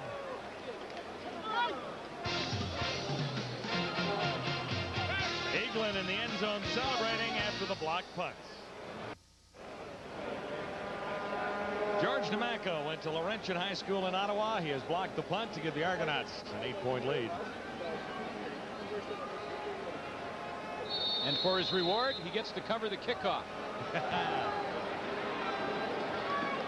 Henry calls for it at the 11. And he's out near the 29. Just take another look at how George Nemeko comes up with this block on the punt. This Sangaris is the left number 94, the right tackle. Now he just whiffs George Nemeko as he goes by, and then Nemeko times his jump perfectly and lays out for the punt. Greg Eaglin gets the bounce. Yeah, one hopper. That's pretty darn amazing there. Ottawa Roughriders struggling to find some kind of respectability in 1996. They had a pretty good first half, but they're limping through the second half here with 3 regulars out of the offensive scheme. This is Sean Daniels. Waldrop brought him down, number 92. Daniels has a couple. Well, it's a big series for the Ottawa Roughriders. They played well in the first half, and now they've had some adversity. You always have to respond from adversity and come back with the drive of your own. Steve Taylor has to get one here, get some momentum back. Willie Hinchcliffe flanks to the near side. Robert Gordon to the far side of the field. Second down. 8 to go. Roughriders at the 31. Taylor for Billy Hess. He got one hand on it. Taylor really rifled that one and paid the price. Andrew Stewart was all over him as he released. Well, that time Toronto came with some pressure. I mean, you see Reggie Givens up there from his middle linebacker position coming on the blitz. He blows by Chris Burns, and Andrew Stewart, the late pressure up the middle, actually gets the hit on him. But there was pressure coming from the linebacking core. You saw the panel talked about that before the game, that the Argos may go to that. They didn't really in the first half, but they certainly have now here in the second half. Lamley at his 16. That's Jimmy Cunningham. Short kick. And Lamley comes down, almost comes up with it. I don't think he got the ball, however. Lamley charged in there. There are flags on the field. Well, the flags are flying right now because the referees aren't sure at this point who was inside that 5-yard restraining zone. Now, Ottawa's going to tell them it was their kicker, Wayne Lamley, so therefore it shouldn't be a penalty. There's no infraction on the play. The player in the zone was the punter. First down. And there it is. How close did he come to grabbing it? Yeah, he's very close. Kickers are taught if that ball doesn't go that far on the punt, hustle down and try and recover it. Well, he almost comes up with it. Field position again for Flutie outside his 50, first down. Deep toss. Cunningham made the catch, stayed inbound. What a catch by Jimmy Cunningham down the sideline. My goodness, Tommy Henry was all over him in pretty good coverage. And he's taller than Cunningham. I mean, Tommy Henry's 6'1", Cunningham 5'7", but Flutie just lays it out there, and watch the concentration. He has to go over his shoulder to the left side with Henry right there.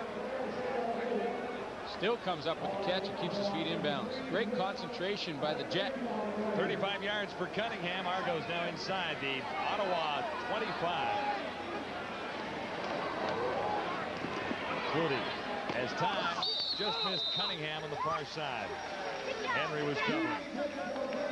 Well, I think Doug Flutie initially wanted Mike Clemens downfield. He was out beside Cunningham in the formation working on Melvin Aldridge on the play, but Aldridge did a nice job of covering Clemens, so Flutie went to his safety valve, which was Jimmy Cunningham on the short pattern to the sideline, and Cunningham just couldn't come up with the catch.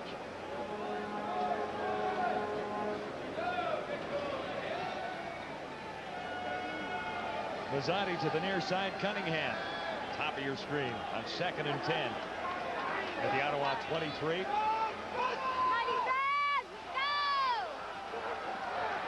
Flutie, no one home. West had the opportunity. Frank West, number 5, should have made the interception. Markers are down. It's a penalty going against Toronto. Well, it was offside on, I believe it was Pinball Clemens. Procedure. Toronto number 31. Decline. Third Way to down. go, Hawkeye. Well, Mike Clemens was trying to time his roll to the line of scrimmage on the snap. He got off a little bit, tried to get himself back, but was caught. Although Frank West almost came up with the interception, which would have taken away these 3 points right here.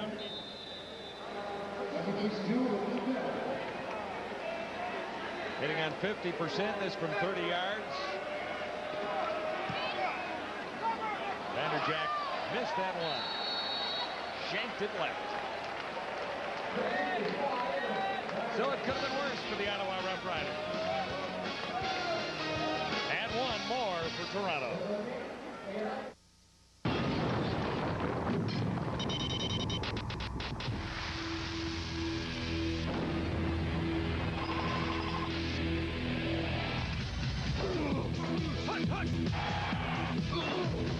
Great football. Great software. Join the winning team. It's unbeatable. Steve Taylor, a surprise starter at quarterback for Ottawa, has hit on 50% of his passes tonight. And there's a distribution. It's pretty even across the board. And the reason it's not dominant left is because their dominant left slot back, Joseph Rogers, has been out of this football game with a shoulder problem. So that would look a lot different. Taylor needs to get something going here. He finds Hinchcliffe, number 82, wrapped up quickly by Donald Smith, 19. Well, Hinchcliffe's an interesting story. A guy who's competed in the 1988 Summer and Winter Olympic Games for New Zealand. Was a long jumper in the Summer Olympics in Seoul, and did the two-man bobsled in Calgary. A world-class sprinter. But he's fast. The question is still about the hands. Well, I watched him run in the pregame warm-up, and every stride he takes, he consumes about 3 yards. Second down, Taylor goes deep for Hess. Got one hand up. Couldn't bring it down with Marcelo Simmons covering. Fans on the far side looking for a penalty on the push by Simmons as well, they wanted the late hit. Out. Yeah, they wanted the late hit at the end of the play. Marcelo Simmons took a chance, kind of cut underneath, and Bill Hess had him. You see Marcelo Simmons cut under. Bill Hess got in behind him, and that was where the fans wanted the penalty for that little push, but he was still in the field of play, so the officials don't call it. Although they may have. That was a close one. Yeah, I would think so. Yeah. The play was over at that point. Yeah, absolutely. Ball hit the turf, bounced a little bit, and then he pushed him.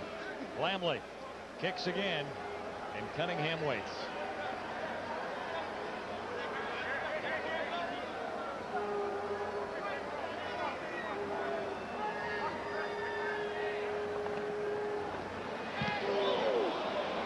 Big kick this time, chasing Cunningham back near the 25.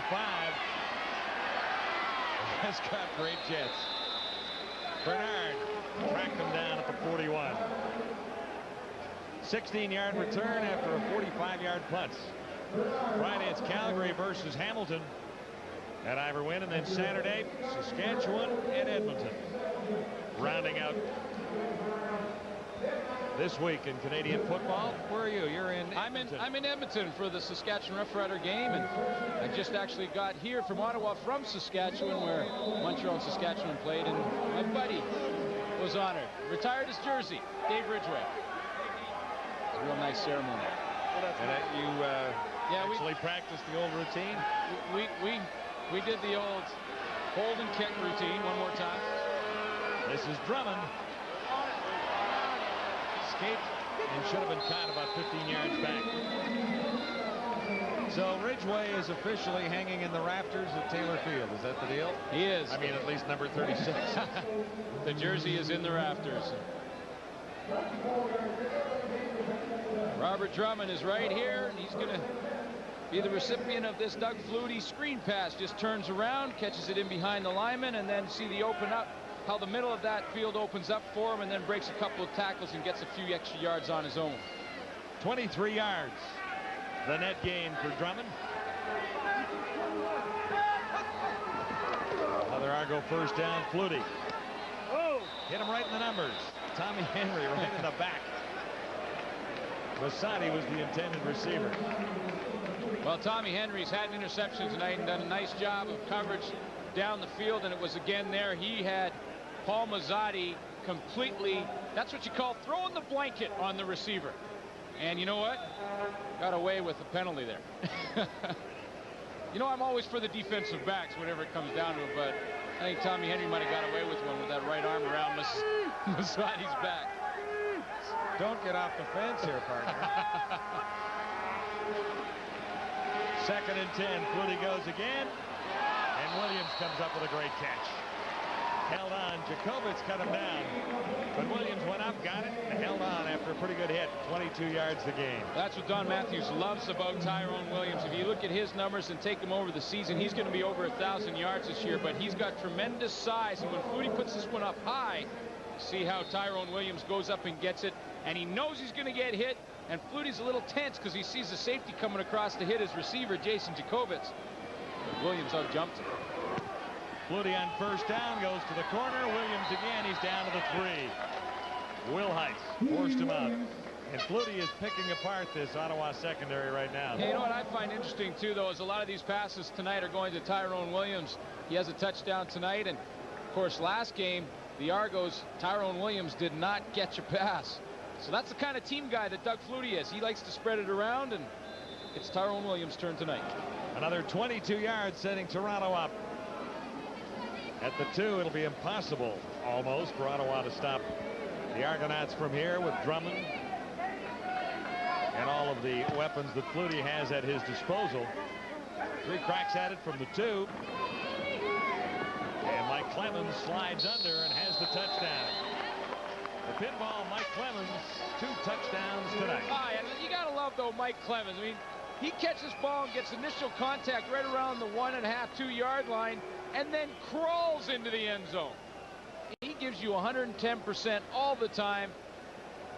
And here it is again from one of the greatest players in the Canadian Football League. Watch this. First contact right there, and now he just crawls in that extra yard to get the ball into the end zone.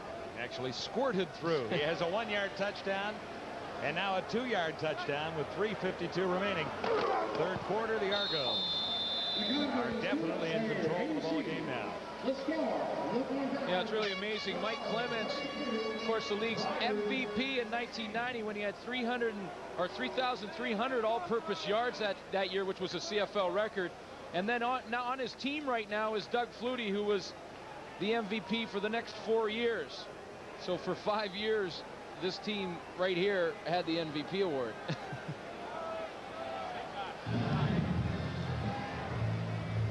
looking again. How do you stop this guy? Well, middle linebacker has to make the initial contact. He can't hesitate. Ray Bernard, when you're down on the goal line, hesitate a little bit there, and that costs them the touchdown.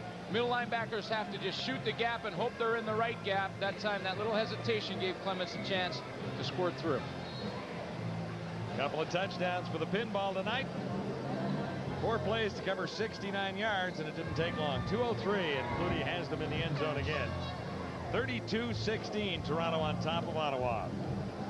Well, you got the feeling that this Toronto offense was just ready to explode, and now Ottawa's got to try and stop the bleeding, get a drive of their own, and hopefully get some momentum back. This is Tommy Henry. Nice return out near the 50. Dwayne the Matrician stopped him after a 39-yard return. Well, Tommy Henry's fired up. Comes over from Toronto last year, and he's had an interception for a touchdown tonight, and then helping out on the kick returns. If you're going to get momentum back, the kick return is one of the best places to do it. Tommy Henry's doing everything he can to keep his team in this one.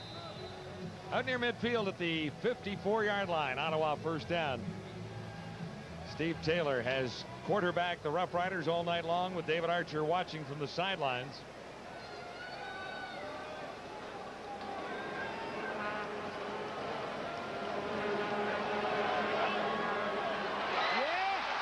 Has a strike. The Duke, James Ellingson. Well, I'll tell you why he's laughing. That was such a good catch by the Duke over the middle, is because Andre Bolduc was... He put his hands up and brought him down, didn't he? Yeah, he was... Here comes the pass rush. Tim Cofield working on Sean Daniels from the fullback position. Daniels does a nice job and keeps Cofield out of the backfield, but the Duker comes up with a pretty big catch when Andre Bolduc almost knocked it down. 21-yard gain. Taylor rolling to his right, and he has the Duke again. Back-to-back 5 yards this time. Don Smith, should say Donald Smith, made the stop after looks like a 6-yard gain as it stands right now. Well, James Ellingson had his best year in '92 in Ottawa when he had almost 800 yards receiving. He only averages around 300 a year, but it always seems to be the possession type of catches to keep the first downs going. And he's a veteran and knows with the star receiver Joseph Rogers out of the lineup, he's got to get open, and he has a couple times in this drive. On second down, Ellingson the target again. This one almost picked off. Ellingson deeper that time, and Taylor missed. Well, Dan Murphy from the safety position came over to help out on the coverage.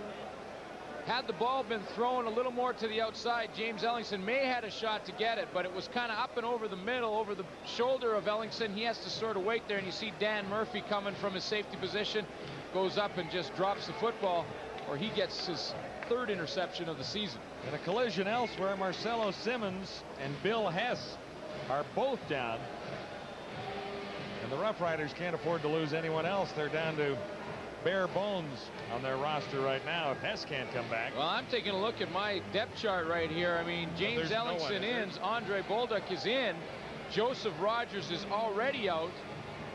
So Bill Hess, if he is out, which looks like he's going to at least have to be out for 3 plays, and looking at that knee or ankle area of Bill Hess. But I don't see another receiver on the depth chart for the Ottawa Rough Riders. There isn't one listed. Now, they may have a secret plan. Well, they likely have one of the defensive backs from the other side that'll come in and play the receiver position, but that's putting a little bit of pressure on that foot. Hess has had a tough night. He's had a couple of nice catches, but taking big hits after hanging out of the ball. Decent chance that he'll be back as he makes his way to the sidelines. Now John Payne has to figure out when they get the ball next, who does he put in at the receiver position if Hess can't come back. Lamley from the 38, and he's on target. Ottawa moves 3 points closer. It's 32-19. Well, they responded, John. I mean, Wayne Lamley comes in, kicks the 3 points. At least they've responded with a few points, Ottawa has. Now defensively, because it seems though defensively is really where they don't have any injuries right now. They got to come out and try and stop Doug Flutie to keep that momentum that they've taken a little bit back up on their side. Try and get Flutie to punt the ball. Face in the crowd. I don't know who he's cheering for. He's standing beside Lloyd Lewis there, but that's Tracy Ham, #1 quarterback, Montreal Alouettes. 2 hours up the road. I guess he just drove down to catch a little football game tonight. He's got the Owls on a pretty good roll of late. Sure does. Had some injury problems early in the year. He's had those back spasms, and you see Lloyd Lewis, who was just released this week. He's talking to the old veteran. Couple of veterans talking football on the sideline. Alouettes are at 4-4 heading into this week. They've moved ahead of Hamilton. Well, not technically ahead of Hamilton, because Ticats have that game in hand to pick up tomorrow night.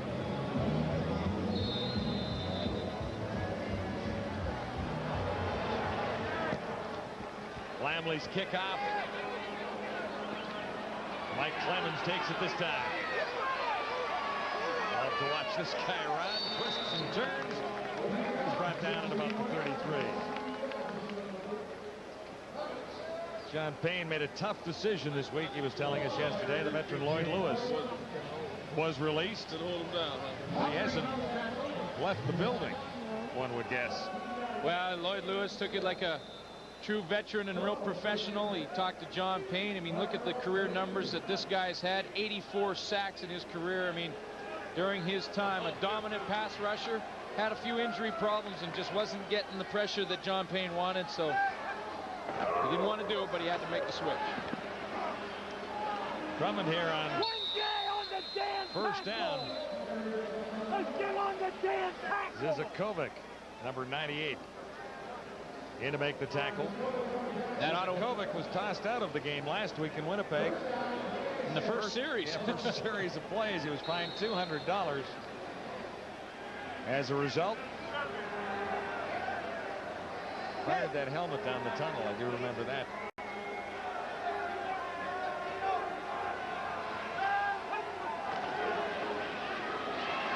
Little option to Drummond. Humphreys got over to trip him up, number 23. Well, Robert Drummond is becoming a one-man wrecking crew against this Ottawa Rough Rider team, because he's getting 8-10 yards of crack, whether he runs the ball, takes a pitch, or runs a pattern. Doug Flutie runs the option probably better than any quarterback in the league. Fakes to go outside. Swift Birch thinks he is, so he comes down, number 90, to take Flutie, and that allows him to get the ball out to Drummond. And then the safety, all the way from the middle of the field, has to come over and make the tackle, Jason Jacobus. Future Rough Rider linebacker on the sidelines. He may be in the game as a receiver before it's over. Flutie is tracked down. Swift Birch got there. On second down, Flutie comes up short. Swift Birch been on and off the roster because of the injury to Dave Harper, who's also played that the end position defensively for Ottawa. He's on the end of the line right over here. He's going to take off and run. Excuse me, right there, number 90 in your screen right here. There, I got it right. Circle him right there. Now he takes off to the outside and runs down Doug Flutie with the help of Frank West from secondary. This is third down, a yard to go. Drummond has the first down across midfield and into Ottawa territory. Jacobus made the tackle, and that is the end of the third quarter. As the Argos gamble and win, it'll be first down Toronto when we return for the fourth quarter to Frank Clair Stadium in Ottawa.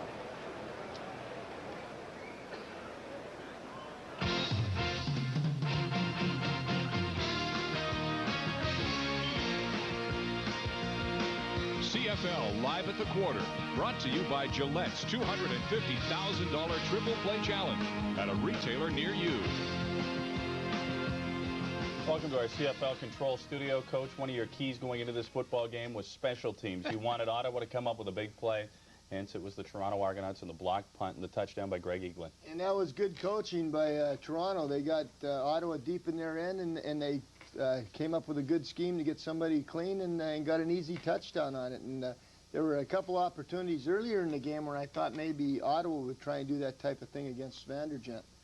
Now, that's fun for you because you've been second-guessing all night. Now you finally get a chance to say good coaching. It took you 3 quarters, but now you feel better now, don't you? You gotta say it you like feel it better is. now? You gotta say it like it is, Lee. I know you feel better. It's tough enough to beat the Toronto Argonauts when you're a healthy group, but when you're banged up and missing so many starters from your roster, you're really behind the 8 ball. Well, and I'm not going to knock Steve Taylor. I thought he's played very well so far. But do you think, do you guys bring in Archer at this point for the 4th quarter if he's healthy at all? Absolutely not. I mean, they've made a commitment at the beginning of this game that David Archer wasn't going to play due to various injuries. And to bring him in at this point not only is unfair to David Archer, it's unfair to the team, because if, in fact, he's still going to be their quarterback of the year, you know, they got to have him healthy. And it's unfair for Steve Taylor, too, because Taylor has played pretty well in this football game. Not only that, I think it's good for Taylor to get the playing time that he is getting, and if he keeps playing as well as he has tonight, maybe it'll be a good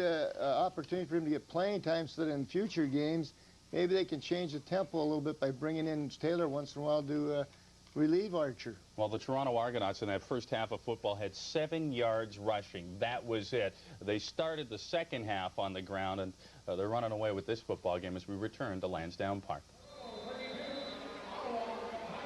Here's how the Argo running backs have fared tonight. Drummond has all the yards and most of the carries. Clemens has all the touchdowns. Well, it's interesting, though. 33 yards for Drummond. It seems like he's had a lot more. And I'm sure if you're an Ottawa defensive player, you think that, but most of those yards in the second half. Here's the pinball again, taking the pass and turning it into another Toronto first down. Well, you know, Pinball knew we were talking about him, said he didn't get the ball much, so he went over there and mentioned that to Doug Flutie. He said, you know, maybe throw one out my way, and I'll see what I can do with it. And you know he's pretty dangerous anytime he touches the football. 18 yards that time. Here's the infraction. Major foul, face mask, Ottawa number 90, first down. Frustration starting to show. Swift Birch on a face mask call. Well, here comes Dwayne Knight, and Swift Birch, number 90 right there, just gets a piece of the face mask of Mike Clemens.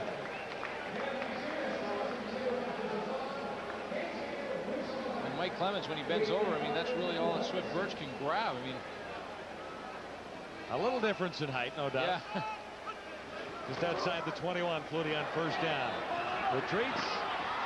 And a chance for the interception. Not quite. Humphreys had an opportunity as Flutie dropped straight back and fired. Well, I'll tell you what, Leonard Humphreys did a nice job of coming off his man and helping out Dwayne Knight on the play. Dwayne Knight's responsible for coverage. Here comes Ray Bernard. They're in man-to-man defense. Dwayne Knight is number 44, but he jumps up, was beaten by Drummond, and Leonard Humphreys comes across and helps his linebacker out on the play. 2nd and 10. Argos at the Rough Riders 21. Feed on Flutie. He releases. Mike Clemens. Did he make the catch? He did. Touchdown. Is that a beauty or what? 3rd touchdown of the night for the pinball, Mike Clemens. And this is a beauty. Well, he came in the league, or in this game, number 3 receiver on the team. I mean, not many times you'll say that Mike Clemens is number 3 receiver, but this is why. And Don Matthews loves to be able to put him out there and use him as that 5th or 6th receiver. Flutie throws it up. Now, he doesn't have a linebacker covering him. That's Frank West, the defensive back, number 5, who is in pretty good position. What a catch by Mike Clemens. That was beautiful. Pinball's 3rd touchdown of the night. And that was the prettiest. The other 2 have been plunges from 1 and 2 yards out. Vanderjack adds 1 more. And the Argonauts are running away. Not unexpectedly.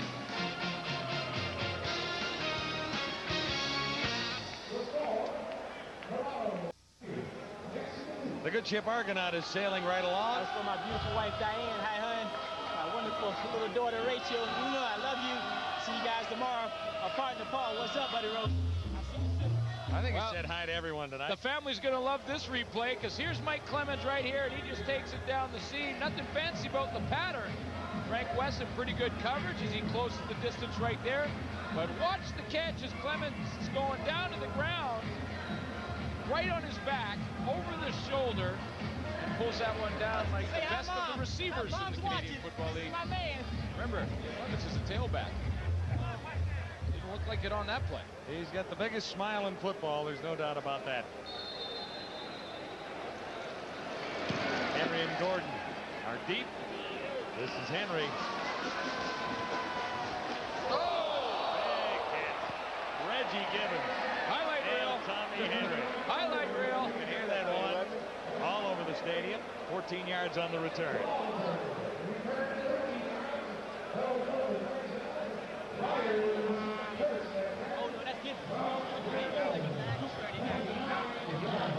Well, he's closing in on Dick Shadow, but he's got a ways to go. Ahead of D.K. Smith as a result of his performance tonight and passing Terry Greer a week or so ago.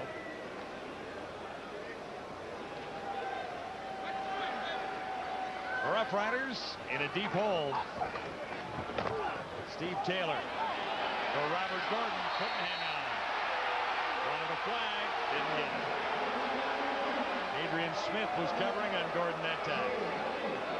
Well, you know, whether or not there was some pass interference, I mean, Adrian Smith gave Robert Gordon a little push in the back. I thought he timed it up pretty well. Robert Gordon's coming right down on the fly pattern. Little push there, but I don't think there was any interference. I think that Adrian Smith timed up his push pretty good, but whether or not Robert Gordon was interfered with doesn't really matter. He's got to come up with this catch. His quarterback's taking a pounding from Tim Cofield. He's got to make that catch. 2nd and 10 Ottawa. Taylor stands in, and Hinchcliffe couldn't make the catch. Tight coverage by Donald Smith. Talk about a defensive back who's had a pretty good football game. Donald Smith has a couple interceptions tonight. Pretty nice knockdown on 2nd down right there to end that Ottawa drive. He's a good cover guy. Was in Memphis last year, had 5 interceptions with Memphis, and real good cover guy and a smart. Shutting it down. A real smart defensive back, and really likes to play those zones because he knows how to pattern read. That's just reading what patterns are coming at him, reading the quarterback, and jumping on the ball. Lamley with kick to Jimmy Cunningham standing at the Argo 40. Lamley at his own 15.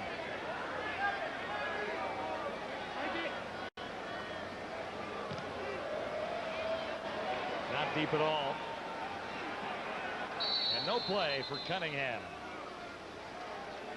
So the Rough Riders close at halftime. Not close anymore. They're down by 20 to the Argonauts on home turf in Ottawa. Attack tonight. Good on 18 of 32, 320 yards. Another ho-hum night. Wow, dominant over the middle and to the right side. And guess where Tyrone Williams has lined up tonight? Slot back into the right side. So that's the reason for that dominance. I'm buying you a ticket on the Ferris wheel right after the game. Let's go on the roller coaster. Spin. Let's go on the roller coaster. Ferris wheel's a little slow. Flutie stands in and missed the target that time. Looking for Mazzotti, who has not been the receiver of choice this evening, and it's tough for Flutie to get around to all his weapons on every night. But you get the feeling that he does it. I mean, like, how many quarterbacks in the league decide, okay, now I want to find a certain receiver and actually go out and completes the pass? I mean, you know, Tyrone Williams caught a couple now. He knows that Paul Mazzotti's not on the sheet, so he's got to find him a ball. And Fairholm caught a couple early to set up a touchdown. Pinball's caught a couple, and the Jets caught a couple. So look for him to try and get the ball to Mazzotti again. Far side, Drummond caught it twice and held on. Bobbled it for a split second away from Dwayne Knights. And Humphreys made the tackle. There's a marker down in the Ottawa secondary. Pass interference against Toronto.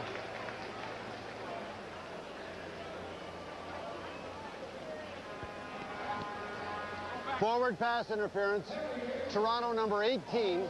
Repeat 2nd down. You saw Fairholm was standing right beside the official trying to get the exact explanation as to what he did on the play. He looks innocent to me. That's the key. Always look innocent. Wasn't me. I had my man. Wasn't me.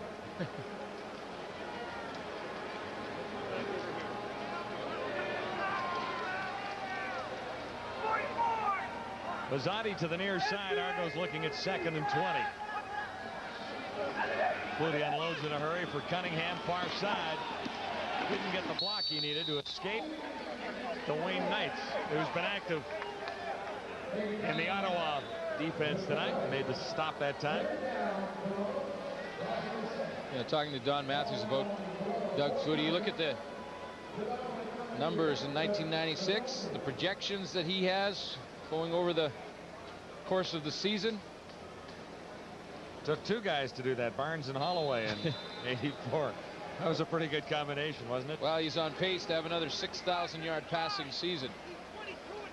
3 quarterbacks have ever done that in the history of the league. Henry and Gordon are deep. Got away from both of them. Now Gordon tracks it down, leaves it for Henry.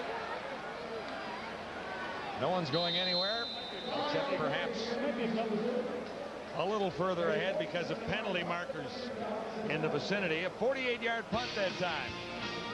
10:48 remains. Toronto on top, 39-19. Been downhill ever since. No points in the 4th quarter so far, and only 3 in the 2nd half. It's 39-19. Toronto just rolls along.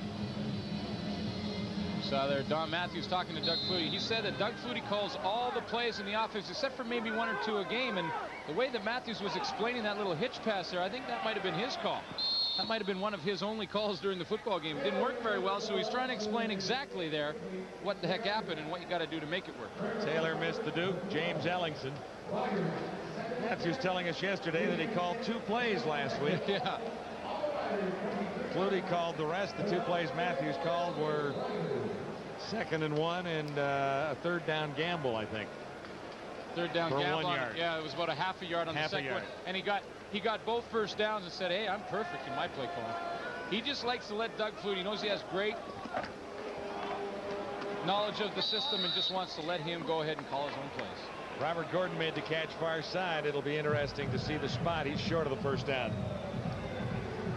There's the latest Ottawa Rough Rider injury, and when things aren't going very well, on a night when you lose all of these players, Bill Hess now, the running back Profil Greer, Joseph Rogers, the #1 receiver, and you started the game without your #1 quarterback, David Archer, although Steve Taylor really got them off to a fairly good start moving Ottawa.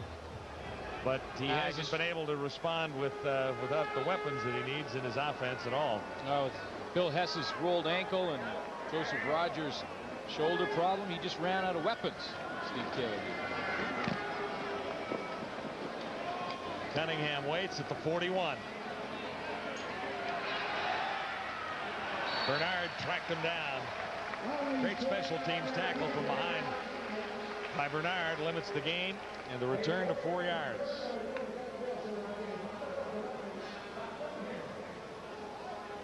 Well, you know, Doug Flutie loves to have a guy that he can put out there in the receiving corps who's a running back. And look at this.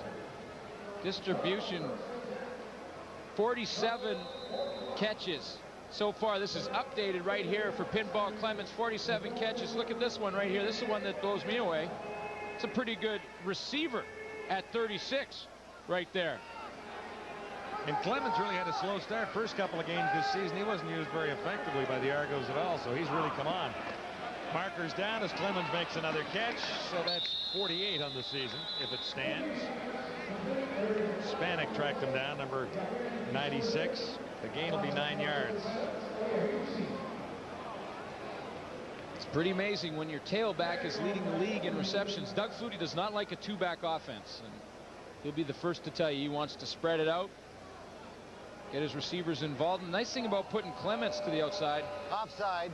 Ottawa number 91 declined. 2nd down. When you put Pinball Clements to the outside, the defense doesn't have a chance to make a substitution. They can't put in the extra defensive back, so usually Clements is running against a linebacker, and that's the matchup that Toronto always is looking for, to get a good receiver type tailback like Pinball Clements on a linebacker. And you see big Vic Stevenson the injured ball player on the ground. How about Chris Perez? Oh, I'm sorry, 62. 62. He's at left tackle, Stevenson at right tackle, number 65. So who's the brains behind this operation? Matthews the coach or Flutie the quarterback? I guess might be 50-50 there, huh? Well, you know, Matthews says he put the playbook together at the beginning of the year, and he gave Doug Flutie all kinds of options. Like we talked about the two-back offense. Well, he has that in the playbook. He has the spread offense in the playbook. But Doug Flutie is the guy who runs the show on the football field. So he has the whole playbook to draw from, but Don Matthews leaves it completely up to his starting quarterback to decide which one of those plays he wants to go to in any situation. A reminder to join us tomorrow night, Calgary Stampeders and the Hamilton Tiger Cats. Gord Miller and Lee Pedersen will be at Iberwin for that one. Well, Alan Pitts just saw that he doesn't have as many receptions as Pinball Clemens. I'm sure he's watching and thought, boy, I need a big game. You've ticked him off. Made him mad. I need a big game or else I'm going to have a tailback beat me this year.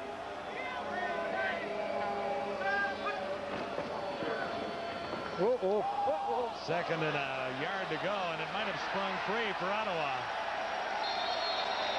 West appears to have come up with it. I think Robert Drummond, who was the one who fumbled that football, looked like on the exchange from Doug Flutie. I think he jumped before he actually had the ball. I mean, it was a short yardage situation. Short yardage situation, and Drummond wants to try and get up over the top. He goes up high. Well, there it is right there, and the ball comes loose. No hands. So he actually did have control of the football when he went up over, and it was just knocked out of the hands of Drummond by Ray Bernard, who went up over the top. But here's the jump. He does have control. Ray Bernard gets his hand in there. Defensive back Frank West comes up with the fumble recovery. Turnover goes to Ottawa. It'll be first down. Ellingson spun right out of his shoes almost. He spun around. The turf monster got him. He was spinning and just lost his balance. Well, maybe a little hole down there. Maybe the Duke was riding some of those rides in the exhibition before the game, got a little dizzy because he went back to it here, spun around. The turf monster gets him. He hits the ground, and then all you have to do is touch him. It was a good job just to catch that football because it was thrown quite a bit behind him. Quite the dance moves there. Yeah, not bad at all. 2nd and 7. Taylor with time. Oh, yeah. Gordon can't hang on. Tight coverage. Adrian Smith was with him stride for stride. 1 sack, 1 interception in the season. Well, they got to go for it. I mean, sorry, John. They got to take a gamble here and try and pick up this first down. And Adrian Smith as well as Donald Smith, the two Smiths on the two corners right here. You see the arm come out. Adrian Smith just knocks that one down and was step for step with Robert Gordon over every inch of that pass pattern. Robert Gordon near side. This is a gamble for Ottawa. 3rd and 7. Not much to lose. Trailing 39-19. Taylor can't find anyone. Now fires into the middle, and Gordon couldn't bring it down. There's a marker near midfield. Murphy was covering on Gordon, or had moved over to cover Gordon.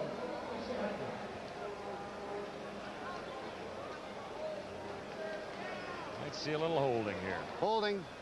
Ottawa number 69. Decline. First down. Chuck Esty. Well, Chuck Esty is right here in the screen. Let's see if he's guilty of the holding call right here. Well, Rob Woldrup trying to get to the outside, and you can see the tackle job right there by Chuck Esty. It's only holding if they catch it. Yeah, they definitely caught it there. They caught it that time. You can see it from row 88.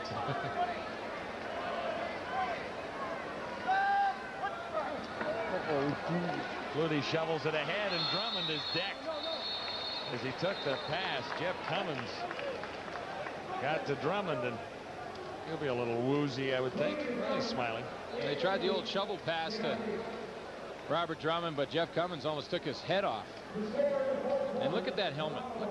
Look at Robert Drummond's helmet. I mean, he's had some marks on it. See the top of his helmet right there. That's some heavy hitting going on in the middle. He gets some hard yards, and he's done a pretty good job in this second half of getting his team in second and short situations and pounding that ball up in there. 2nd and 10, 6:56 to go, 4th quarter. Toronto in control. Heat for Flutie. He got it away. Missed Drummond, though, with Bernard covering. Doug Flutie's going, okay, now if you come a little more into the middle, it's a touchdown. Puts up the touchdown single.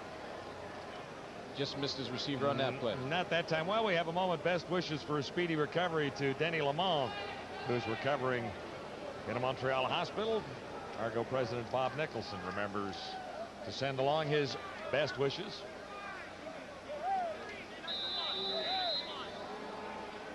Vanderjack at his 30. Henry and Gordon deep.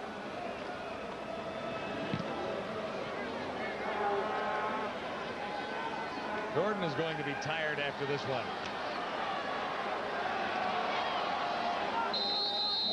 Long run for a few yards.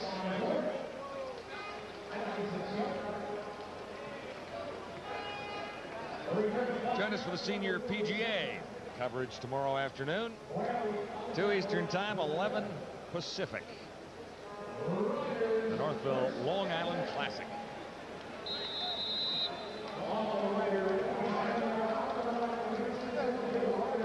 .6:24 still remaining in this one at Frank Clair Stadium as the Ottawa Rough Riders.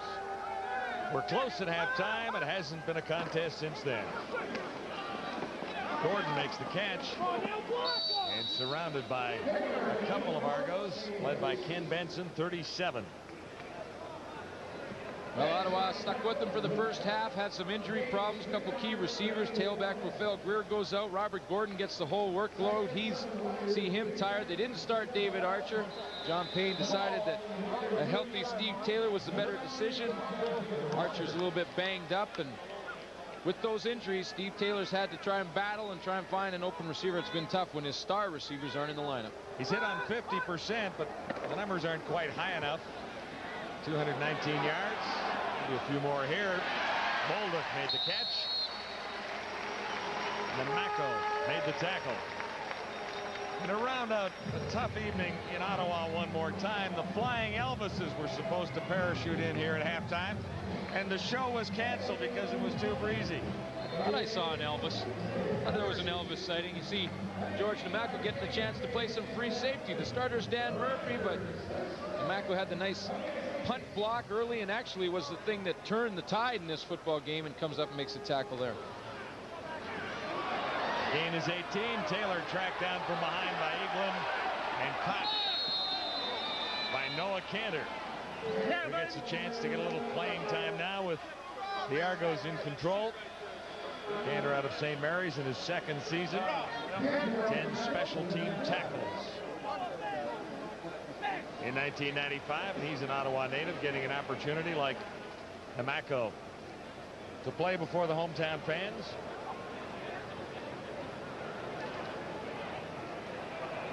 Yeah, this is the point of the game. You got the lead. You try and protect from the injury situation some of your stars, like a Tim Cofield and some of the other good defensive players. So you put in the backups and let them get some playing experience, just in case you need them in the real thick of things in a real game, in a game that's still up for grabs. Taylor mishandled the snap, and he's almost intercepted, looking for Gordon. Donald Smith. A couple of interceptions earlier almost made it a very memorable night. Tried for the hat trick. 4:44 to go in the final quarter. John Payne still trying to get a little offense going for the Ottawa Rough Riders. It's pretty hard to assess the blame in this one tonight to the team as a whole, with so many of the starters out of the lineup already. Well, I'll tell you, there's a couple of mistakes made by Ottawa, they throw an interception just before the half. That costs them 3 points. And then they allow a punt to get blocked. When you don't block George Namako coming off the corner, that punt is blocked. It gets a touchdown for Toronto. 2 key mistakes, and against good teams, you just can't make mistakes like that. Cunningham, oh, and he got a good block on Bernard to spring him free for a few more. Knocked out by Sammy Brennan. Again, great field position for the Argos. And again, Mark Bunting in the midway. All right, John, I'm over at the Energy 1200 booth, and you know, it's been a long time since my college days at Indiana playing basketball, and I'm kind of curious what my leaping ability is like right now. I want to see if the hammies and the quads are still working, so I'm going to check it out. Give me a second here, okay?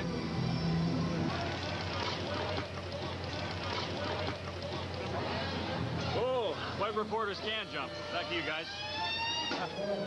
No, that's cute stuff. I like that a lot better than the snake. You know what though? I want full marks for our producer Paul McLean. That was some great trick photography. It wasn't a trick. No way. He was dunking those bats. He wasn't dunking those bats. You can tell when it's faked. That was real stuff. Bunting used to play. Yeah. He can leap. Sign him up. Another Ottawa injury as you check along the bench and try and find a healthy body down there. Nick Richards, a backup linebacker, is down.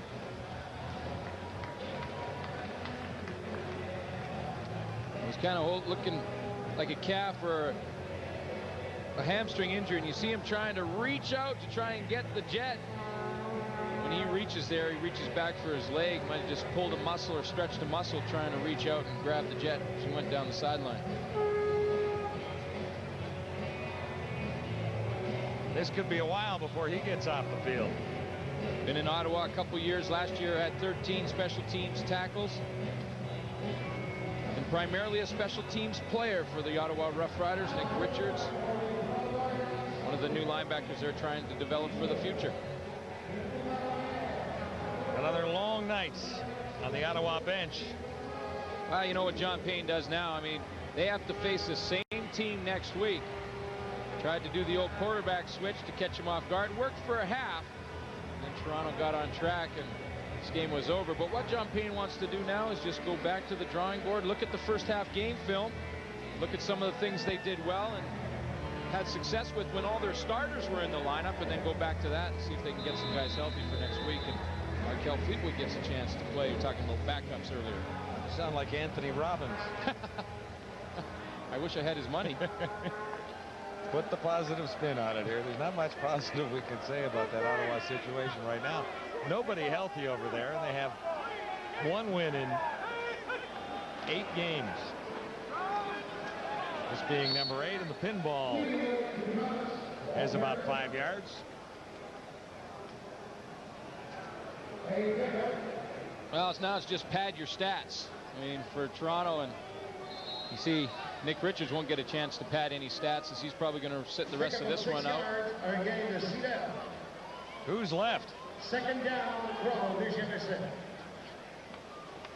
well, after Mark Bunting was doing those dunks, it might be a call to the X grounds to get him out here. He's an Ottawa guy. Fleetwood in at quarterback here, as you see. And Clemens gets another call. There's a marker down. 3:12 to go, 4th quarter. What's your take on the handshake that may or may not take place after this one tonight? Well, I can pretty much guarantee it won't take place. Holding. Toronto number 64. Repeat, second down. You know, I feel my opinion on that whole situation is that, you know, a lot of guys are ex-teammates here. I know the panel completely agreed that there shouldn't be any shaking hands after the game, but I think you give 100% during the 60 minutes of the football game. Afterwards, if you want to go and shake hands, that's fine. But now, having said that, there's no reason to be smiling while you're shaking guys' hands and saying hi to them. You might have friends or ex-teammates over on the other side. Go ahead, shake their hand. There's nothing to be happy about when you get blown out. 2nd and 14. Fleetwood finds Mike Clemens. He escaped once, twice, and it's forced out by Henry. Or by Frank West, I should say, number 5. Well, a handshake story we'll watch for at the conclusion of this game and see exactly how the Ottawa Rough Riders handle things after what their president, Jim Durrell, said earlier in the week. Argos have every reason to smile. They lead it by 20. They're beating the spread. Final numbers on Flutie as it stands, at least right now. I doubt if he'll be back. 21 of 37, 334, a couple of touchdowns, 1 interception. Fleetwood at the controls right now, and Flutie talking it over. This guy went to the Glenn Suter School of Safeties. No, he didn't, especially not on this play. Gets kind of manhandled a little bit right there. J.D. Jacobitz. Yeah, he had some problems in Winnipeg. Got beat for a couple touchdowns, and Jason Jacobic's having a rough ride on that last play. How many winters did you run that safety school? It's just enough for me to figure out what I was supposed to do, other than try and tell someone else how to do it. Fleetwood on third down and inches. The Argos will keep this drive going. 2:24 to play. And the Rough Riders have little time to regroup before taking on Toronto next Saturday in Toronto.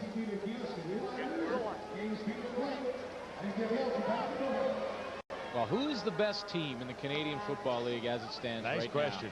Hey? I think these guys are looking awful solid, and the Stampeders are too, but the Argonauts have dominated.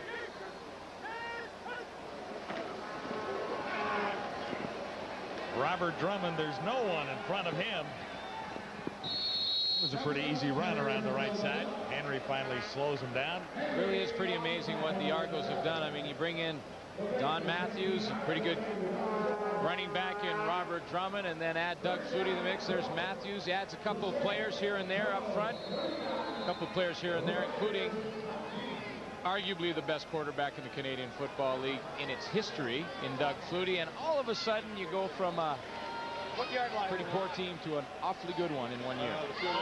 Matthews said yesterday his team was rested, healthy, relaxed, and loose. And I think that pretty well Don Matthews' teams are always relaxed when they hit the field. Mike Clemens with 1:31 to go, fourth quarter. I think we'll chalk this up in Toronto's favor and make it 7-1. 14 points. Montreal standing at 4-4. Hamilton 4-3 for 8 points, and Ottawa back to 1-7. What a difference a couple of guys make. Don Matthews and Doug Flutie. The Rough Riders' marquee quarterback David Archer did not take a snap tonight. Drummond caught in the backfield. Junior Tagoya. Stampeders lead the parade in the CFL West at 6-1. Decent test against Hamilton coming up tomorrow night, but the Tiger Cats are hurting in several areas, not the least of which is behind the center. That's the next game. You know, Calgary's going to want to go out and prove. We just talked about who's the best team. Well, you know, they're going to want to go out and prove. We were doing that BC Lions game with the Calgary Stampeders, and the comment was made, Jeff Garcia in Calgary, they're saying, Doug who? Well, I can guarantee in Toronto, they know his last name. I think they do. He's holding for Vanderjack. And then 3 more. Make it 42-19.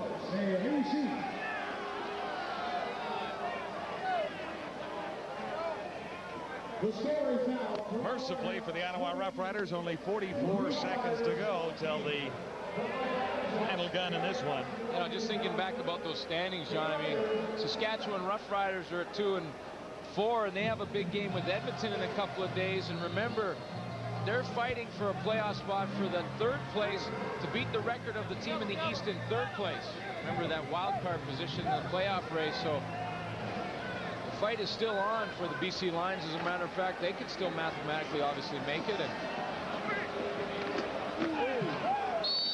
Sean Daniels took the pass, put his head down, and took the hit, but it looks like Eaglin might have come out of it a little worse for wear. Daniels is a big guy. It's won 2:15, and he met Eaglin almost helmet to helmet down there. 36 seconds remaining. Chalk up another loss for the Ottawa Rough Riders. Well, it's tough. They talked about that they wanted to split against the Toronto Argos in this home and home series. But it's still possible. It is still possible, although they wanted to try and do it in home in front of their biggest crowd of the year and to get that first one and then have to go to Toronto. It's always harder to win not only the second game but in the other team's park. So they wanted to get the first one. That's not going to happen, but they still do have a chance to get the split, although a very slim. Yeah, if you're 19-point underdogs on home turf, a very slim chance. I wonder what you might be at Skydome. You're going to see the injury right now. He's going to make the tackle on Sean Daniels, catches the ball out in the flat, and then just lowers his shoulder and head, and it was the nail, not the hammer, as Daniels hits him.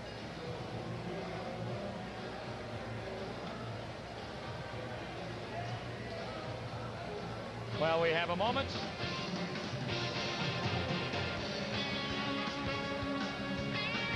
Tonight's Corral radically Canadian player of the game on defense, Donald Smith. Hey, a couple picks for Donald Smith. Early in the football game to snuff out Ottawa Rough Rider drives and take away points, get his team momentum. And who do you like on offense? 31? I like 31. Comes out of the backfield, leading the league in receptions, has a few touchdowns tonight. Always gives you 110%. He's always a great pick. Mike Clements. Everybody back in Toronto, all the fans, you're some great fans now. Make sure you're there next Saturday because it's going to be more fun than this tonight. Robert Drummond is a man. He's a man. He's a bad boy. You better watch out for him. We do it together. We do it together. I know.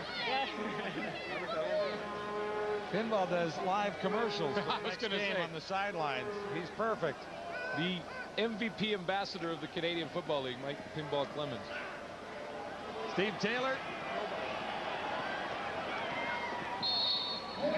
Seemed like a silly thing to do with about 4 seconds to go. He might have gone down a little sooner rather than take the hit. This one is over.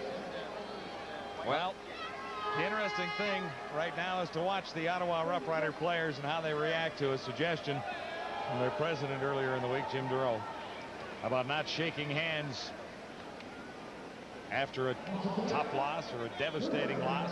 The only problem with this is for Ottawa, you don't shake hands after games, you're not going to meet anybody because they are after losses. You won't get to meet anyone. Well, John Payne, you know, I mean, what they wanted to do by it, I'm sure, and the whole point of the whole thing is to show the fans here in Ottawa that they do care about winning. They're giving their effort, and they're very disappointed when they lose. And believe me, even if they do smile on the sideline, those guys are all professionals in the Ottawa Rough Rider bench, and when they lose, it hurts. It hurts for the whole week until you can play again. It doesn't matter what your record is, it always hurts to lose. So no matter if you smile, I guarantee you, in their hearts, they feel like they can feel that loss. But when you're on TV and you're laughing, it doesn't look that way, and that's what they want to stop by not having the handshaking at the end. Wall, please. That'll be it. Final gun at Frank Clair Stadium in Ottawa. The Ottawa Rough Riders drop to 1-7. Don Matthews and the Argonauts go to 7-1. For now, the best record in the Canadian Football League. The coach. Well, the coaches shook hands. A little bit of handshaking going on. But for the most part, Ottawa is in the locker room. Most of the players have headed in that direction.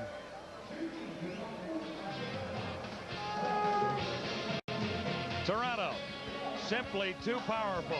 The final score, 42-19. Ottawa in it till halftime, but not 5 seconds after that.